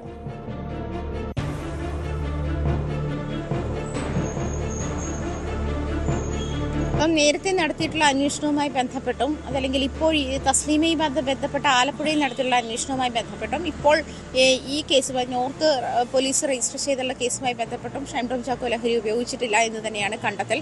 അതേസമയം ലഹരി കേരളത്തിൽ അങ്ങോളം ഇങ്ങോളം എത്തിക്കുന്ന ഒരാളെ പിന്തുടർന്നാണ് അന്ന് ഈ ഹോട്ടലിന് സമീപത്ത് എത്തിയിരുന്നതെന്ന് ഡാൻസർ സംഘം വ്യക്തമാക്കിയിട്ടുണ്ട്. അങ്ങനെയാണ് ഷൈൻ ടോം ചാക്കോയും സുഹൃത്തും അവിടെ ഹോട്ടലിൽ തന്നെ താമസിക്കുന്നുണ്ട് എന്നുള്ള അറിവ് അവർക്ക് ലഭിച്ചതും തുടർന്ന് ഇവരുടെ മുറിയിൽ മുട്ടുന്ന സാഹചര്യം ഉണ്ടായത്. അപ്പോൾ എടുത്തു ചാടിയത് എന്തിനാണ്, അസ്വാഭാവികമായ രീതിയിൽ ഷൈൻ ടോം ചാക്കോ ബിഹേവ് ചെയ്തത് എന്തിനാണ് തുടങ്ങിയ ചോദ്യങ്ങൾ ഇപ്പോഴും അവശേഷിക്കുന്നുണ്ട്. പക്ഷേ ഈ ലഹരി ഉപയോഗിച്ച ശേഷം ഉണ്ടായിട്ടുള്ള അതിൻ്റെ ഒരു പ്രതിപ്രവർത്തനമല്ല ഷൈൻ ടോം ചാക്കോ അത്തരത്തിൽ ബിഹേവ് ചെയ്തത്, പെരുമാറിയത് എന്നുള്ള കാര്യത്തിലാണ് വ്യക്തത വരുന്നത്. പ്രത്യേകിച്ചും FSL റിപ്പോർട്ട് അതുമായി ബന്ധപ്പെട്ട ഈ ഷൈൻ ചാക്കോ ലഹരി ഉപയോഗിച്ചിട്ടില്ല എന്ന് അദ്ദേഹത്തിന് നഖവും മുടിയും ഒക്കെ അന്ന് പരിശോധനയ്ക്കായി ശേഖരിച്ചിരുന്നു. ആ സാമ്പിളുകളുടെ പരിശോധനാ ഫലം പുറത്തു വന്നതോടെ ഫോറൻസിക് തന്നെ വ്യക്തമാക്കുന്നുണ്ട് ഷൈൻ ചാക്കോ ലഹരിക്ക് അടിമ ആയിരുന്നില്ല എന്നുള്ളത്. മറ്റെന്തെങ്കിലും പ്രശ്നമാണോ എന്നുള്ള കാര്യം അതിൽ ക്ലാരിഫൈ ചെയ്യേണ്ടതുണ്ട്. എന്തായാലും കഴിഞ്ഞ ഏപ്രിലാണ് ഇതുമായി ബന്ധപ്പെട്ട പോലീസിനെയും എല്ലാവരെയും, അതായത് പൊതുവെ അത് കണ്ടുന്ന ആൾക്കാരെയും ഈ ദൃശ്യങ്ങളൊക്കെ കണ്ടുന്ന ആൾക്കാരെയും കുഴയ്ക്കുന്ന തരത്തിലേക്ക് ഷൈൻ ചാക്കോ ഇങ്ങനെ മൂന്നാമത്തെ നിലയിൽ നിന്ന്, ഹോട്ടലിന്റെ മൂന്നാമത്തെ നിലയിൽ നിന്ന് ജനലിലൂടെ ചാടിയിറങ്ങി ഓടുന്ന രംഗങ്ങൾ ആ സമയത്ത് ദൃശ്യങ്ങൾ ഉണ്ടായിരുന്നു. അത് എന്തുകൊണ്ടാണ് എന്നുള്ള സംശയത്തിൽ നിന്നാണ് ഷൈൻ ചാക്കോയെ പെട്ടെന്ന് കസ്റ്റഡിയിൽ എടുക്കുകയും അതല്ലെങ്കിൽ അതുമായി തുടർന്നുണ്ടായ നടപടികളൊക്കെ അതുമായി ബന്ധപ്പെട്ട് അത്തരമൊരു സംശയത്തിന്റെ പേരിലായിരുന്നു. പക്ഷേ ഷൈൻ ചാക്കോ ഈ കാര്യത്തിൽ, അതായത് പൂർണ്ണമായും ഷൈൻ ചാക്കോയ്ക്ക് ക്ലീൻ ചിറ്റ് നൽകുന്ന നടപടിയാണ് ഉണ്ടായിട്ടുള്ളത്. അത് ഇനി അതിന് നടപടിക്രമങ്ങൾ മാത്രമേ ബാക്കിയുള്ളൂ എന്നാണ് മനസ്സിലാക്കുന്നത് കേട്ടോ.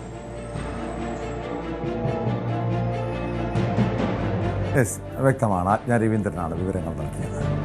ശബരിമല സ്വർണ്ണക്കൊള്ളയിൽ SIT കഴിഞ്ഞ ദിവസം അറസ്റ്റ് ചെയ്ത സ്മാർട്ട് ക്രിയേഷൻ CEO പങ്കജ് ഭണ്ഡാരിയെയും ജ്വല്ലറി ഉടമ ഗോവർദ്ധനെയും വിശദമായി ചോദ്യം ചെയ്യാൻ അന്വേഷണ സംഘം നീക്കം തുടങ്ങി.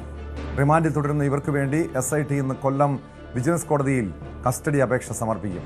അതേസമയം തന്നെ കള്ളക്കേസിൽ കുടുക്കിയതാണെന്നാരോപിച്ച് ഗോവർദ്ധൻ ഹൈക്കോടതിയിൽ ജാമ്യാപേക്ഷ സമർപ്പിച്ചു. SIT സ്വർണം പിടിച്ചെടുത്തത് ഭീഷണിപ്പെടുത്തിയാണെന്നും ജാമ്യാപേക്ഷയിൽ പറയുന്നുണ്ട്. വിവരങ്ങളുമായി സാരംഗ് സുധാകരൻ ചേരുന്നു.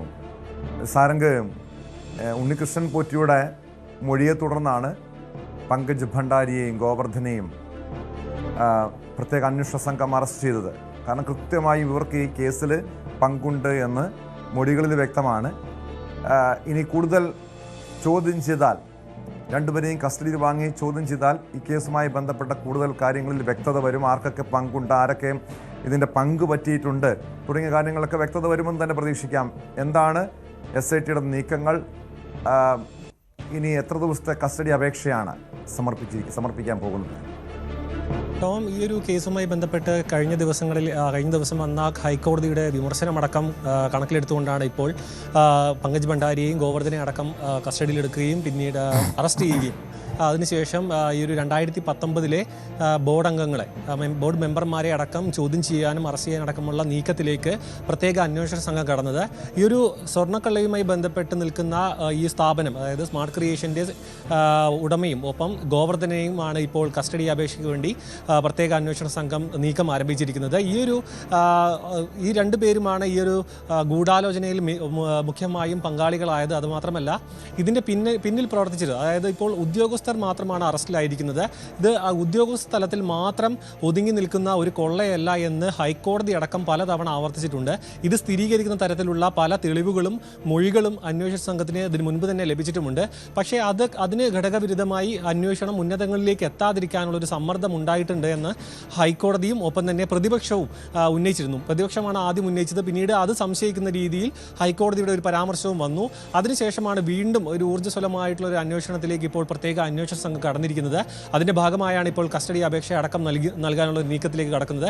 ഇതിൽ ഉന്നതരാരൊക്കെയുണ്ട്, ഇതിൽ സ്വർണം പങ്കിട്ടെടുത്തവരാരൊക്കെ, ഇത് എത്ര കാലം കൊണ്ട് നടന്നൊരു തട്ടിപ്പാണ്, ഇതിന് മുൻപ് ഇത്തരത്തിലുള്ളൊരു തട്ടിപ്പ് നടന്നിട്ടുണ്ടോ എന്നടക്കമുള്ള വലിയ വിവരങ്ങൾ ഇതിൽ അറിയേണ്ടതുണ്ട്. അതിൻ്റെ ഭാഗമായിട്ടാണ് സ്മാർട്ട് ക്രിയേഷൻ്റെ ഈ ഒരു ഉടമയെയും ഗോവർദ്ധനെയും ഇപ്പോൾ അറസ്റ്റ് ചെയ്തിരിക്കുന്നത്. ഇതിൽ മറ്റൊരു കാര്യം എന്ന് പറയുന്നത് ഗോവർദ്ധൻ്റെ ഒരു ജാമ്യാപേക്ഷ ഹൈക്കോടതിയിലേക്ക് നീങ്ങുന്നുണ്ട്, ജാമ്യത്തിന് വേണ്ടി നീങ്ങുന്നുണ്ട്. അതിൽ കൃത്യമായി പറയുന്നത് SIT, ഈ പ്രത്യേക അന്വേഷണ സംഘം ഭീഷണിപ്പെടുത്തിക്കൊണ്ടാണ് തൻ്റെ കയ്യിൽ നിന്നും സ്വർണം പിടിച്ചെടുത്തത് എന്നടക്കമുള്ള ഗുരുതരമായ ആരോപണങ്ങൾ ഈ ഒരു ജാമ്യാപേക്ഷയിൽ സമർപ്പിച്ചിട്ടുണ്ട്. മാത്രമല്ല, ഉണ്ണികൃഷ്ണൻ പോറ്റിയാണ് ഇതിൻ്റെ പിന്നിൽ പ്രവർത്തിച്ച മുഖ്യ ബുദ്ധി കേന്ദ്രം. ഇത് തന്നെ കൂടി തെറ്റിദ്ധരിപ്പിച്ചുകൊണ്ടാണ് ഈ ഒരു തട്ടിപ്പിന് തന്നെ പങ്കാളിയാക്കിയത്. മാത്രമല്ല, അത് പണം കൊടുത്താണ് വാങ്ങിയതെന്നടക്കമുള്ള വിശദമായ ഒരു ജാമ്യാപേക്ഷയാണ് ഇപ്പോൾ ഹൈക്കോടതിയിൽ മുൻപാകെ വന്നിട്ടുള്ളത്.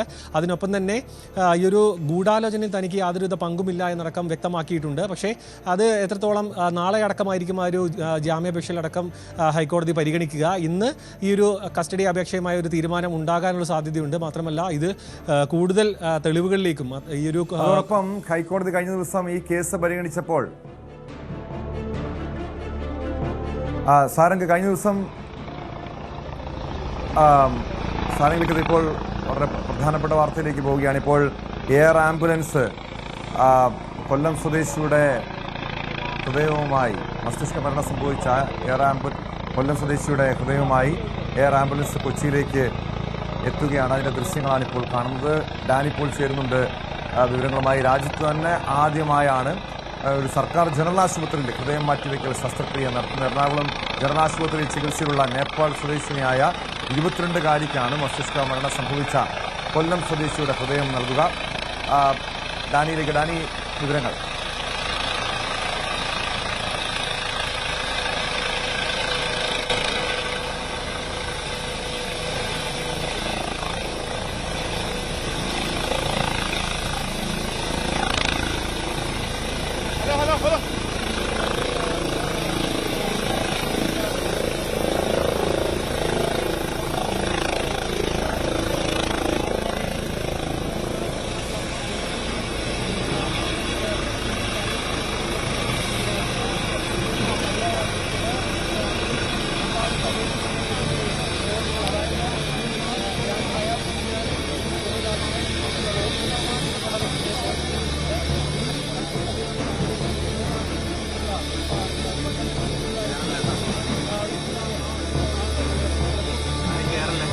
അതിവേഗത്തിൽ തന്നെ ഈ ഹൃദയം ഇവിടെ നിന്നും ജനറൽ ആശുപത്രിയിലേക്ക് കൊണ്ടുവരിക എന്നൊരു ദൗത്യമാണ് ഇനിയുള്ളത്. ഇതൊരു പ്രത്യേകത. കാരണം സാധാരണഗതിയിൽ ഈ ഹൃദയം മാറ്റിവെക്കൽ ശസ്ത്രക്രിയ പരിഗണിക്കുമ്പോൾ, ഹൃദയം മാറ്റിവെക്കുന്ന ആ ദാതാവിനെ പരിഗണിക്കുമ്പോൾ സാധാരണ അത് ഇന്ത്യക്കാരനാകണം അല്ലെങ്കിൽ നമ്മുടെ സ്വദേശിയാകണം എന്നൊരു നടപടികളുണ്ടെങ്കിൽ, നിയമമുണ്ടെങ്കിൽ. പക്ഷേ ഇവിടെ നിയമപോരാട്ടം നടത്തേണ്ടി വന്നു. അങ്ങനെയാണ് നേപ്പാൾ സ്വദേശിനിയായിട്ടുള്ള അനാഥയായിട്ടുള്ള ആരോരുമില്ലാത്തൊരു 22-കാരിക്ക് ഈ ഹൃദയം നൽകണമെന്നൊരു ഉത്തരവ് കോടതിയിൽ നിന്നും ഉണ്ടാകുന്നു. അതിനുവേണ്ടി വളരെ ദീർഘനാൾ നീണ്ട നിയമപോരാട്ടം ഉണ്ടായിരുന്നു. ഇപ്പോൾ തിരുവനന്തപുരം മെഡിക്കൽ കോളേജിൽ നിന്ന് ഹൃദയവുമായി ഡോക്ടർ ജോർജ് വാളൂരാൻ്റെ നേതൃത്വത്തിലുള്ള സംഘം കൊച്ചിയിലേക്ക് എത്തിയിരിക്കുന്നു. കാരണം ഇതിനു മുൻപ് പലപ്പോഴും ഹൃദയം മാറ്റിവെക്കൽ ശസ്ത്രക്രിയ സാധാരണ ആശുപത്രികൾ നടന്നിട്ടുണ്ടെങ്കിലും രാജ്യത്ത് ആദ്യമായിട്ടൊരു സർക്കാർ ജനറൽ ആശുപത്രിയിൽ ഹൃദയം മാറ്റിവെക്കൽ ശസ്ത്രക്രിയ നടക്കുന്നു എന്ന പ്രത്യേകതയാണുള്ളത്. അതും ആരോരുമില്ലാത്ത ഒരു പെൺകുട്ടിക്ക്, ഒരു നേപ്പാൾ സ്വദേശിനിയായ പെൺകുട്ടിക്ക് ഹൃദയം നൽകുന്നു. കൊല്ലം ചിറക്കര സ്വദേശി ടിബുവിൻ്റെ ഹൃദയമാണ് ഈ പെൺകുട്ടിക്ക് നൽകുന്നത്. മസ്തിഷ്ക മരണം സംഭവിച്ച ചിറക്കര സ്വദേശി ഷിബുവിൻ്റെ ഹൃദയം പെൺകുട്ടിക്ക് നൽകുന്നു. അത് ഒരു ചരിത്ര നിയോഗമാണ്. രാജ്യത്ത് ആദ്യമായി സർക്കാർ ജനറൽ ആശുപത്രി ഹൃദയം മാറ്റിവെക്കൽ ശസ്ത്രക്രിയ നടക്കുന്നുവെന്ന പ്രത്യേകതയുമുണ്ട്. സ്പോട്ട് ലൈവ് പൂർണ്ണമാകുന്നു. നമസ്കാരം.